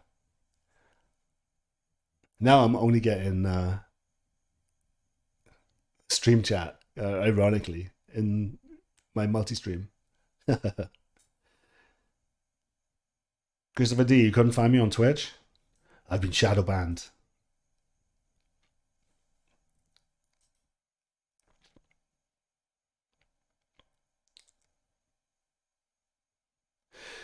Justin Keynes, the thing is, I haven't been a huge Squire fan until the 40th anniversary vintage models. The next are just incredible. They went stain into the gloss. It's a huge improvement. I do have a good Squire telly that just happens to be what is it called? I can't remember some range, but my telly sounds awesome. They do have a few good ones, but generally the Squires they can move the necks and the neck pocket. Generally, I can't. I've never really found one that doesn't have a dead spot somewhere because the necks kind of move because the way they're made and the humidity, and then as soon as they don't have the best truss rods, and so they can be a pain in the ass, honestly, tuning wise.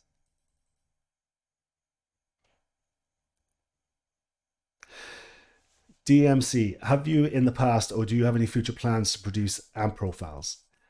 I think um, because my kind of brand is don't use VSTs in brand. I got 40,000 fucking followers. What the fuck am I talking about? The answer is no. I don't want to do profiles. I think imagine though, look at these beasts, right? Remember I was talking earlier about how I'm obsessed with cables and just the actual flow of the signal from the pickups through the through the pots, through the internal wire, through the output jack. I specifically every single link of the chain, right, is got to be fucking perfect. It's the same inside these bitches. Inside them is the same. Where I have top class vintage wire and even old pots, new old stock. I got fucking Merin transformer. Everything is fucking top notch. So my internal fucking speaker wire is from Evidence Audio. So this, a regular speaker wire, you pull it apart, and I've used it to internally wire the speakers together with solid core cables. So imagine how good my captures would be for that type of thing, for campers and everything, because my whole fucking chain is retarded. It's so fucking clear. So I think I'd actually make a lot of money on it. But I'm not, I just don't want to be that. I don't know why, I'm fucking stupid. But, and then again, I was thinking I'd actually, if I was going to do my own amp profiles and everything, I'd have them specifically formulated where in the description it would say this is the output pickup you need and this is the tuning and the string gauges that work with this, because some people like they're taking standard tuned Gibsons and then going into Gentload's fucking amps, you know, you need specific type of fucking gear to sound good through their VSTs. So I think something that's really lacking in that whole scene is what is the fucking what guitar is being played through the eye of the beholder, you know what I mean? So it's like that's a big oversight. So I'd have everything in my VSTs.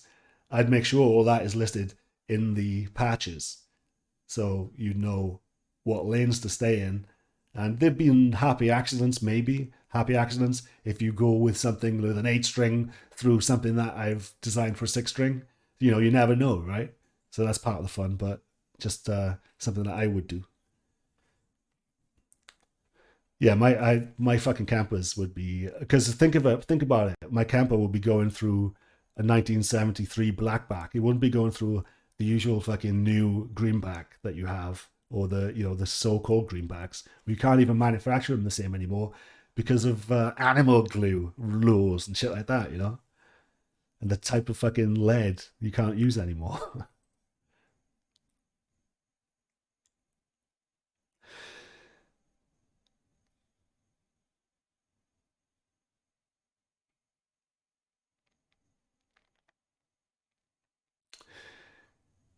This is John Zoobs Zuby.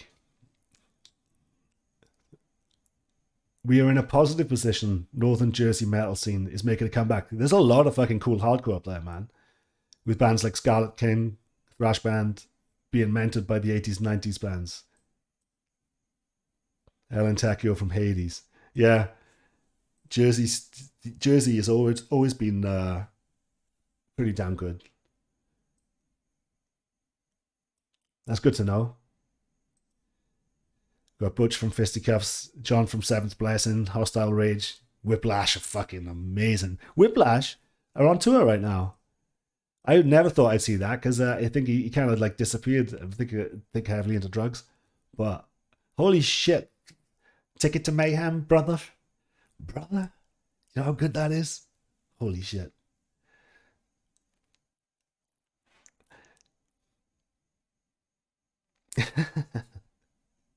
I'm gonna read some Twitch comments because they're having a little chat.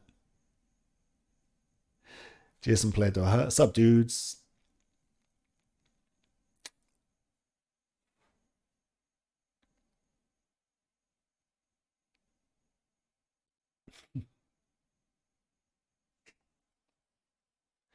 So Avi, Scotland Flower. Why are YouTubers now saying Kemper is crap and that they can't recognize it in a mix? Is it true? With that, right? Can't recognize it in a mix. The thing is, Kempers are based on what? The vanilla sausage, close mic'd on an SM57 with a vintage 30. Close micing is the basis for most of the Kemper shit. And what has turned people off metal? Close micing. The modern metal sound has turned off the public. So yeah, it's legit. You know, a Kemper will sound like a close mic'd scenario, but that's kind of what killed rock and metal. So that's why I keep on talking about chaos theory, because a Kemper can't pick up your guitar bleeding into the bass microphone of the bass player. You know what I mean?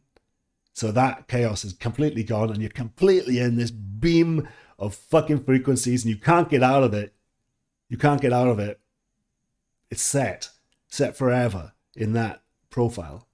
So nothing interesting can happen outside of that. So that's a good point, but it's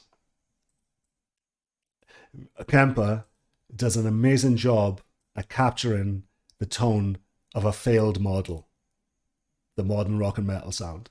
It's perfect for that. If you want to have a failed sound that nobody fucking vibes to, go and get yourself a Kemper.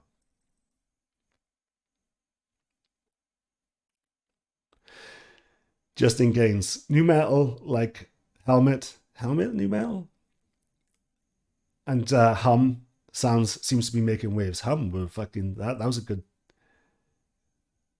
fucking band. Helmet, yeah. And what was that? Helmet stripped down fucking, it wasn't that massive wall of sound. It was heavy, but still, when you listen to it, kind of rinky dink now, but it has more impact. So how is that possible? Rock and roll, bitch. Yeah, isn't Biohazard and Helmet alternative metal? Yeah, Biohazard. I would say Biohazard are hardcore. I know they were crossover, but they are so steeped in that fucking hardcore scene, man. Just let them have it. Crossover, hardcore, Biohazard, old school. You're not old school? No, they are old school. Biohazard. Yep, New York City, 80s hardcore. You're having a bit of an argument about the roots. Biohazard was 90s as fuck because they were a bit ahead of their time.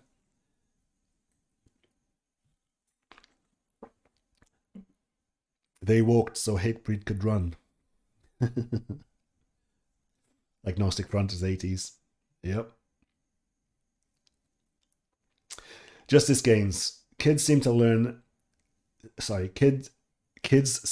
lean heavy into what I call the 80s hardcore bands like Negative Approach, Bad Brains, or Poison Idea. Yeah. Yeah, the hardcore scene is definitely going down very specific but lanes where they're copying and pasting the passion of these old bands and trying to do it themselves, but then they just become contrived. But the scene is good. We're back to the sketchy fucking toilets, and the scene is bubbling. The bands need to catch up with how good the fans are making it, in my opinion, because they're desperate. They're desperate for shit. Gel is one of my favorite new bands. They're a hardcore band with androgynous lead singer. Is a very modern singer. I don't think she wants to be called a he or a she with that type of deal, but she's fucking awesome.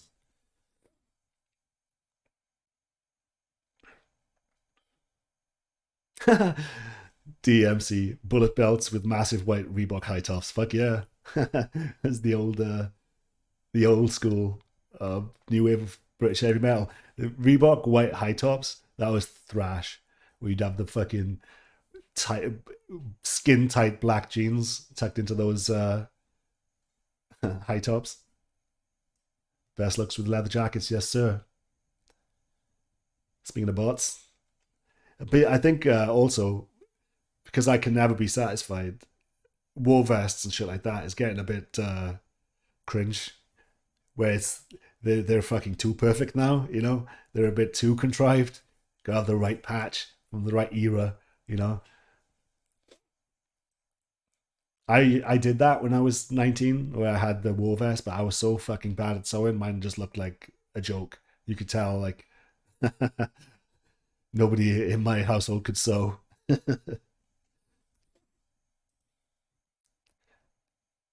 Justin Gaines. My favorite new metal was early Deftones, Helmet, Hum, 18 Visions.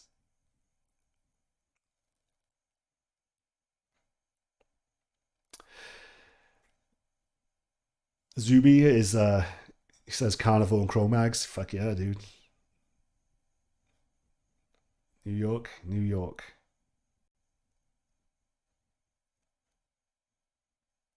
Diamond D13K. We need a guitarist renaissance. Oh, I think we need guitarists to realize that they're not the focal point. We need a like, where you spray a water bottle on cats when they're me meow meow. Just spray them and fucking get to writing. Realize you have a bass player. Realize you don't have to fucking control every aspect of the band. Luke M, what's my favorite bridge? My favorite bridge is the oh fuck, what's it even called? The Gibson, the old school Gibson ones, the Tune-o-matics. Is that what it's called? I don't even know what they're called. Fucking, my mind's got a blank. But yeah, with bridges with me, what I like about them is, you know, they got the string breaking edge on it. It's like a knife edge that the string goes over. It's that is what I want. I don't when it goes over Floyd Rose or um, something like a PRS. It's so smooth and rounded, and it's so good for tuning. You know, Gibson aren't great for tuning because that sharp edge. What happens is when the string leaves it, tone is all about anchor points on guitars. The anchor point, the material of your bridge, the solidity of the bridge, and the wood in general. So when you hit it, nothing's fucking bending and moving. And the solidity of your tuners. So if everything is solid, like I like bone nuts. I was going brass, but that's too much. It's too solid.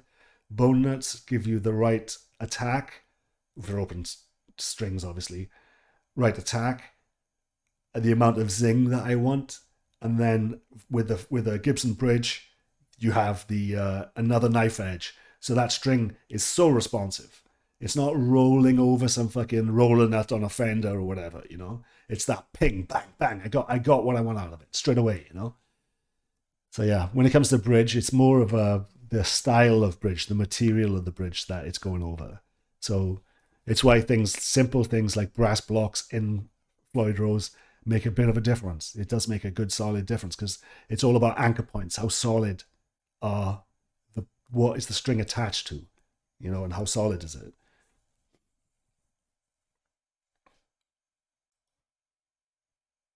Goth Rocker 7. I'll get hate, but my favorite new metal is Korn. I often say they Korn because what happened with the lot of scenes. Say the inventors of thrash. You got Slayer. You got Metallica, right? Dave Mustaine. Same with new metal. Nobody usurped. Korn started the whole fucking thing, right? Nobody got better than them.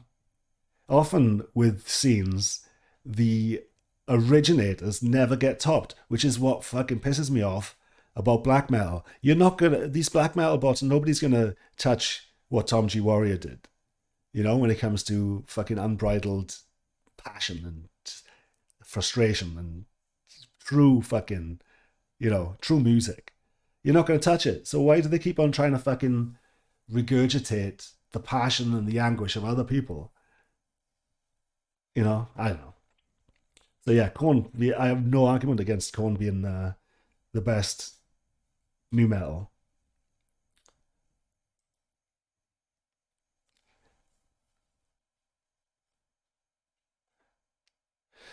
Mike Lou, most pickups that aren't too dark work. Only problem with single coils like Strats P90s is the noise. It's not a problem though. The noise, you never hear it when you're playing. You never hear it in a mix. The noise only happens when you stop playing, and then you have to fucking be a grown gentleman and roll off your volume. Just 1 second, done. Don't worry about noise. Don't be scared, homie. Come into the darkness.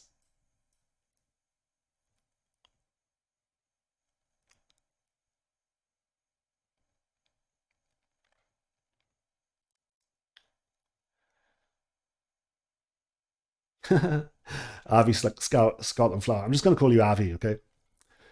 Interesting. I saw a video from Trogley. He gets some nice guitars in, man. I like him because he's kind of honest too. With a NASCAR shaped guitar, NASCAR shaped guitar with P90s, and that thing roared.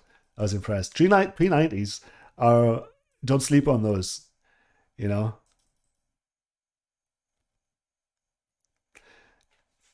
Goth Rocker 7. Your Gibson guitars look great.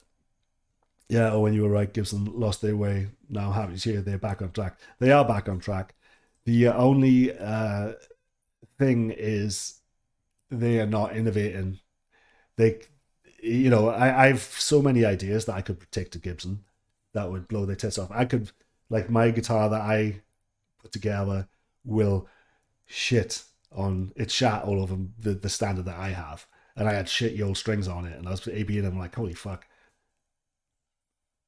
Gibson, you need to come to me, guy. I know what you need, and I can do it cheap.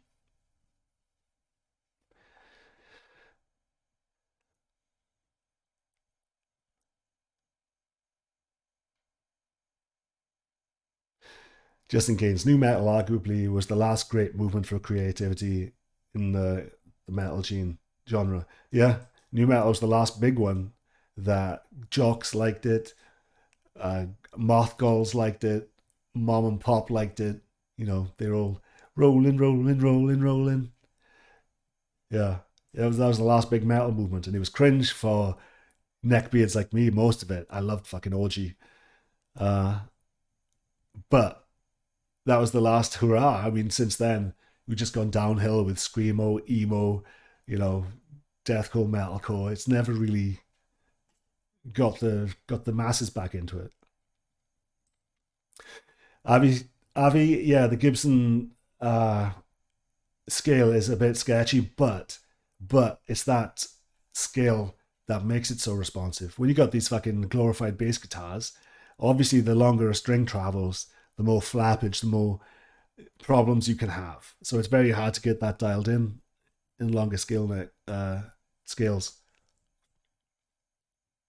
and it is a pain in the ass depending on your tuning of a Gibson. It is if you go outside of fucking 50s, it gets sketchy.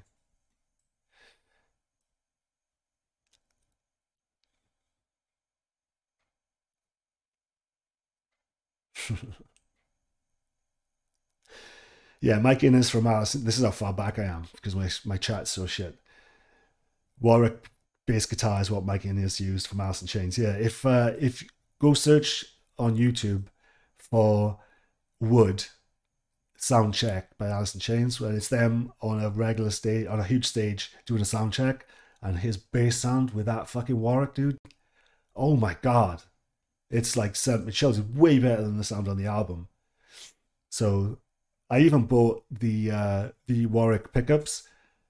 What are they called? MECs? Are they MEC pickups? I bought them to put in a bass, and then I found out that his was older than that, and that the MECs were what they used to copy EMGs that they were putting in their old basses.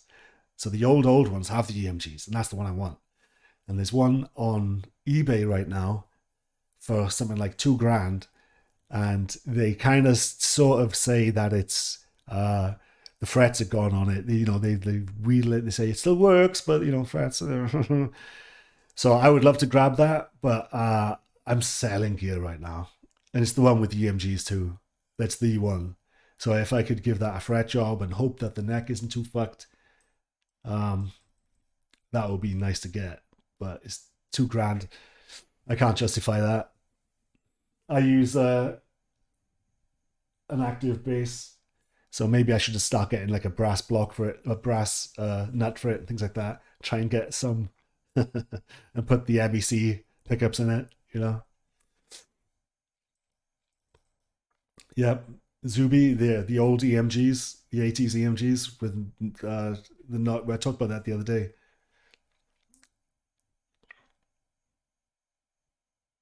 Boop doo.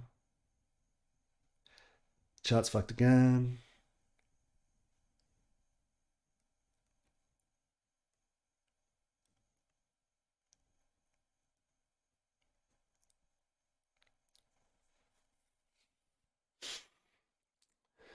Let me catch up a little bit.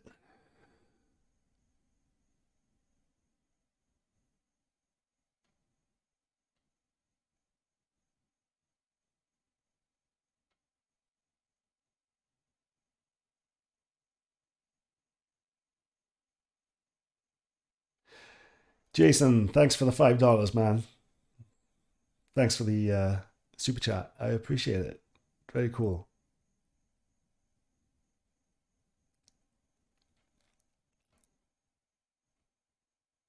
It's been a while, right? Because my chat is messed up.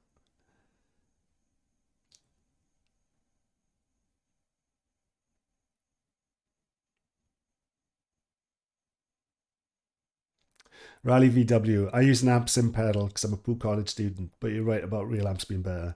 Yeah, I mean the great tools. The amp sims are great tools for rehearsal, for practice. Can't fault him for that. You should see what I use. I have a little tiny thing that's worth like, I think they cost $25 new, and it literally plugs into the guitar with headphones, and it's got like a three sounds on there, thrash and clean, and I love it. It's fucking cool. Maybe I'll bust that out one day and I'll line it in so you can hear what it sounds like. That'll be fun.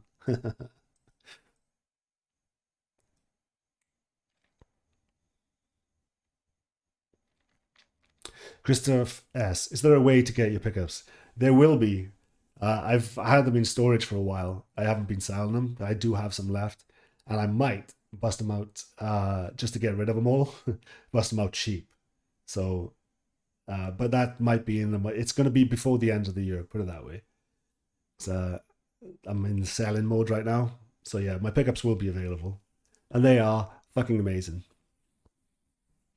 But not right now.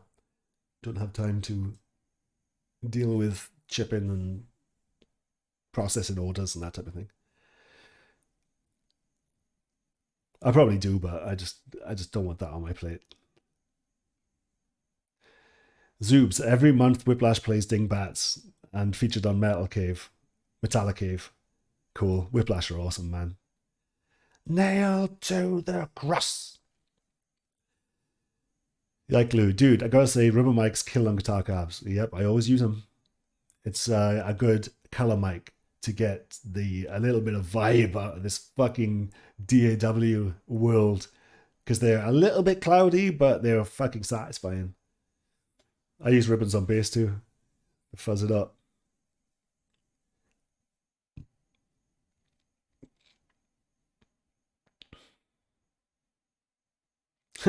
On amp sims, you go with ribbons as your starting point. That's a good way to knock down squishy, scratchy highs that you know that you get from digital distortion.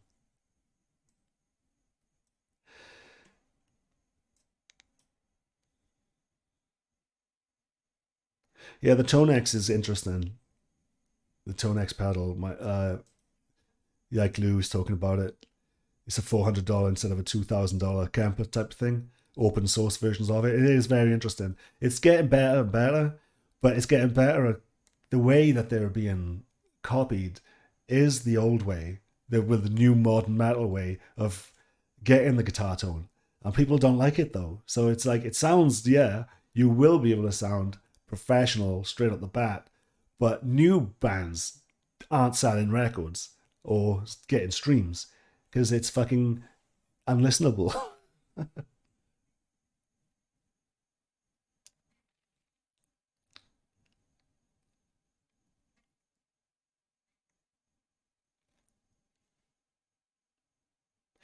Riley West, what has caught your ear these days? Do you mean gear or what music? Uh, when it comes to new gear, I have nothing has excited me really. Let me think. I'll probably think of something.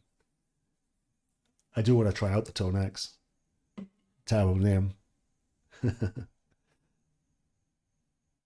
Yeah, nothing really. Nothing really. Yeah, that's part of the fucking downer that I've been on with metal in general and gear. You know, it's interesting what's that German music outlet? How cheap the guitars are and the types of guitars that they're bringing out, the baritones and everything. That could be something interesting to check out because they do sneaky stuff too, like copies of Lemmy's bass that I'd like to try out, and copies of Brian May's guitar and things like that. So it's really just cheaper stuff that I'm interested in rather than anything groundbreaking, you know?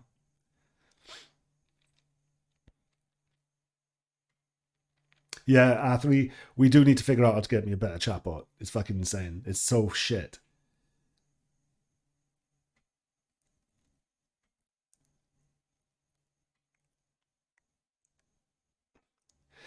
Avi Scotland Flower. What's with the pride emojis in the chat? Oh yeah, it's that time of year. Hey, conform. Gay. Don't bite, by the way. Don't bite. It's you being It's lobbyists that I'm trying to make you bite, trying to make you point fingers at the poor. Left versus right is the oldest fucking con in the book, man. Ivy Scotland. I have a theory Gibson doesn't innovate because they want to preserve the value of their old stuff. If they ever caught up, that would destroy their business model. Well, what it is they've tried to keep on with master bills of this and of 1959 Gibson. They've never fucking got close to their old shit. And I think it is because essentially the old stuff is broken.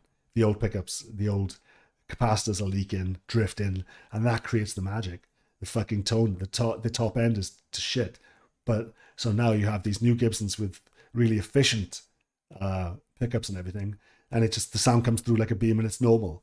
It's kind of fizzy. It's the cloudiness of the old fucking central lab pots that fucking it's essentially broken. So sometimes obviously when it's too broken, it's unfucking listenable, but generally that is the magic that I try to capture with. That's why I put old ass bumblebees in my tone, and I engage them a little bit.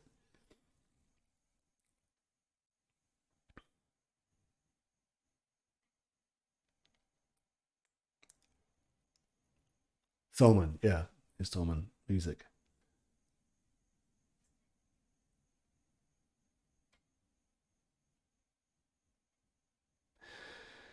Any chance of a Rumble stream where you could let loose with the unacceptable socio-political blah blah blah in addition to the cultural music stuff? Yeah, maybe I can have a politics stream like once a week or something, where I go through what's going on.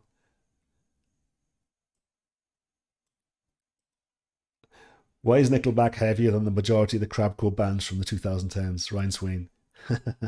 Yeah, it's you know what's funny is that we all complain about Nickelback when they came out, and compared to the shit that we've been dished out, it's like, was it so bad?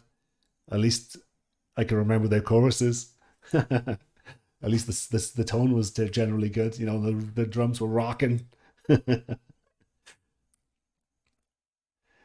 Jonathan Davis from Korn signed Orgy to his record label, give them their break. I loved Orgy's first two albums, Candy Ass and Vapor Transmissions, still good listens. Yeah, they're really good. I actually contacted the original guitarist for Orgy, um, and he was all nice, you know, trying to recreate his tone. And he started talking, and I messaged him via Facebook, and he fucking lost his shit on me because it was early in the morning. I was like, who has a chime on their fucking Facebook notifications from messages? So I think he's just a fucking drunk or crazy.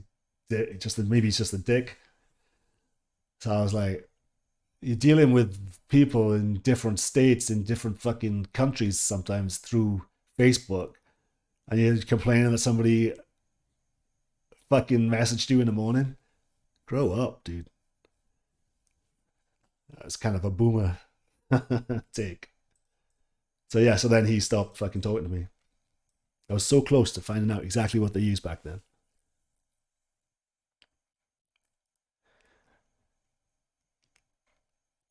Do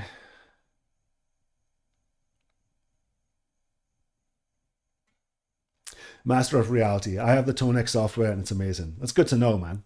It's good to know. Zuby, my Behringer. Where are we? Oh, everything's fucking gone again.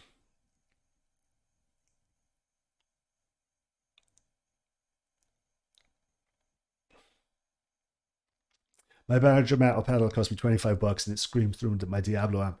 Behringer are sneaky little prawns, man. They're sneaky little prawns. They bring out some like identical copies of shit. It's crazy.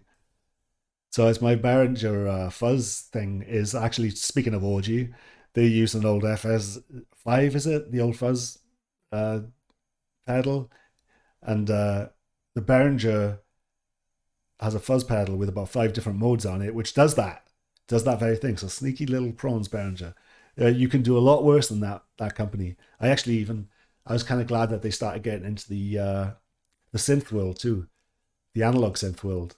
I think I would when I get a final bass. uh, a studio, I will probably load it up with a few of those. I had their Moog clone. Behringer makes good stuff. Yeah, it's generally as cheap as you can get with the actual, like I was talking about internal components, like internal wire, the type of solder, this, that, and the other. So it's kind of like it lacks in that respect, but the 5% thing that I was talking about, but nobody fucking notices. Dope Scouter, is this live or is it pre-recorded? This is live, but in the chat, I'm back. I'm back in the chat because my chat bots hate me.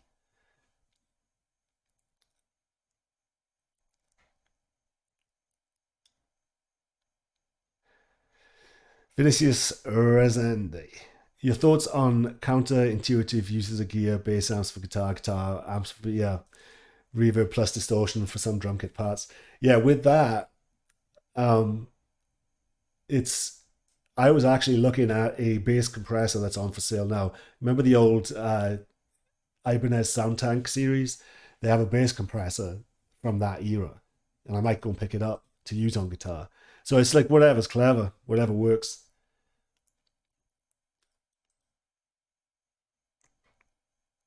Because just because it's got bass compressor written on it, it doesn't. There's no rules. It doesn't only work on bass. Amps are amps. That's why I did a video on studio monitors, because studio monitors will have you believe that they're specifically for the studio when they're just fucking drivers and fucking tweeters and everything. It's not. They're not magic, which is why I go for the old audiophile stuff for stereo systems. Like I use old CAF speakers, old Paradigm speakers, because they sound way better for way, way less on the used market than $1,000 studio monitors. Bullshit, man.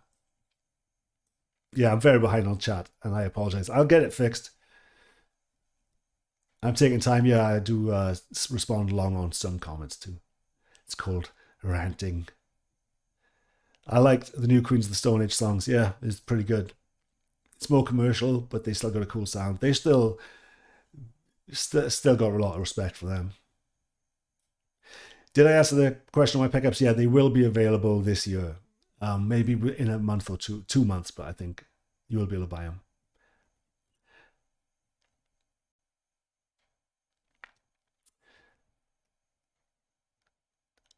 La la la. You're chatting amongst yourselves, which I like.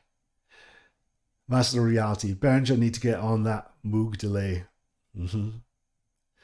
Goth Rocker 7 would be cool with one night talking world topics. Yeah, I just said that. But you know how people's feelings will get hurt, and then YouTube will block me. Yeah, it's YouTube is starting to open up a little bit with this type of thing. I think they've lost so much viewership because of the fucking being spoon fed narratives. So it'll be interesting to see how YouTube reacts to competition. Like I want to launch the Fuck You Network as, because I see that there's going to be a huge hole in the scene because of what fucking YouTube are doing when it comes to being a lame as shit.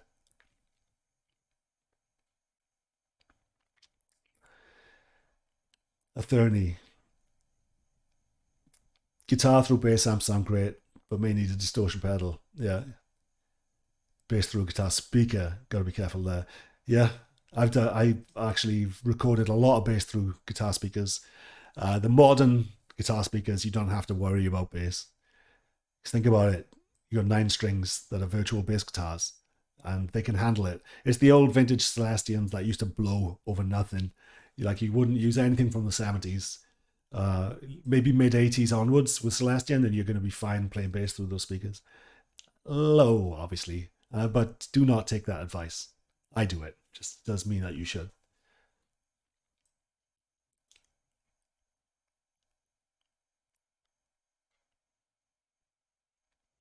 Julian, I will buy these pickups. Oh, cool.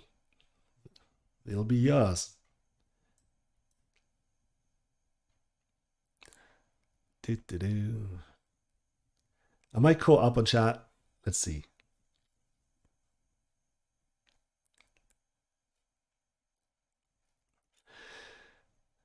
Avi, politics weeds out the snowflake lefties, which are abound in metal and rock.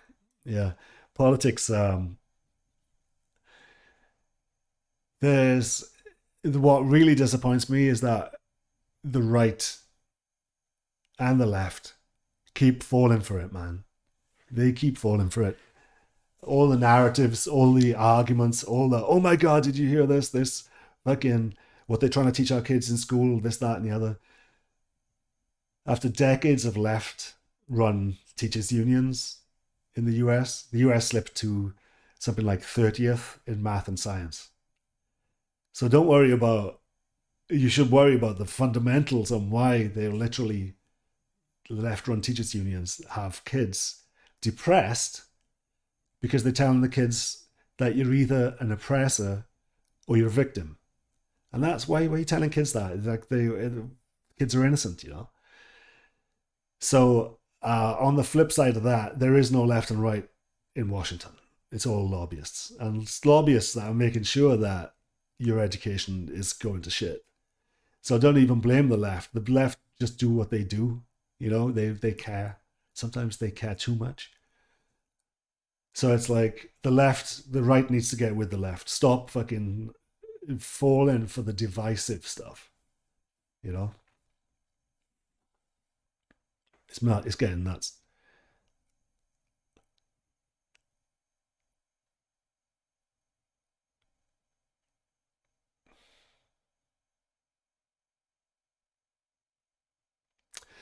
Avi, I'm not a left or righty. Yeah.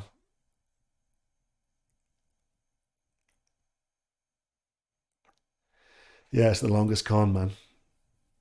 I call it gays, guns, and vaginas. They just use divisive issues like gays, guns, and vaginas uh, to make sure that we keep pointing at each other, the poor, pointing at the poor. So you don't point at BlackRock, you don't point at Citibank. You know, you're not pointing at the people that actually uh, ruined the cost of education and the cost of living, and that you don't point at them. You really got to point at the lunatic fringe on the left. You really got to blame the greenhead fucking nut job. You know, it's fucking genius. They get us fighting over the stupidest shit, fighting over the fucking what sign should be on a toilet door. They got you fighting over that. They're fucking awesome. They're good at it. They know, they really know fundamentally how to get right into the woman's soul, grab her by the pussy, you know? Really know how to enrage the public. Left, right, up, down, it's fucking, sometimes you just got to take your hat off and just marvel at how good lobbyists are at making you think that there's a difference between China and America when it comes to the big picture.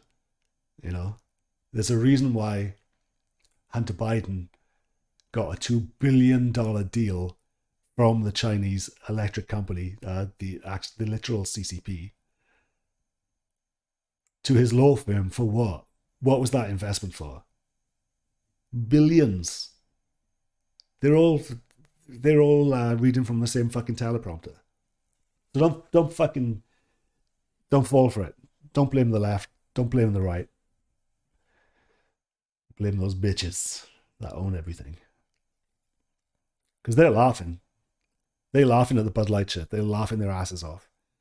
You know, the same people that are losing money on Bud Light, they also own the other brands that are going up when you buy the other shit. Don't fucking bite, dude.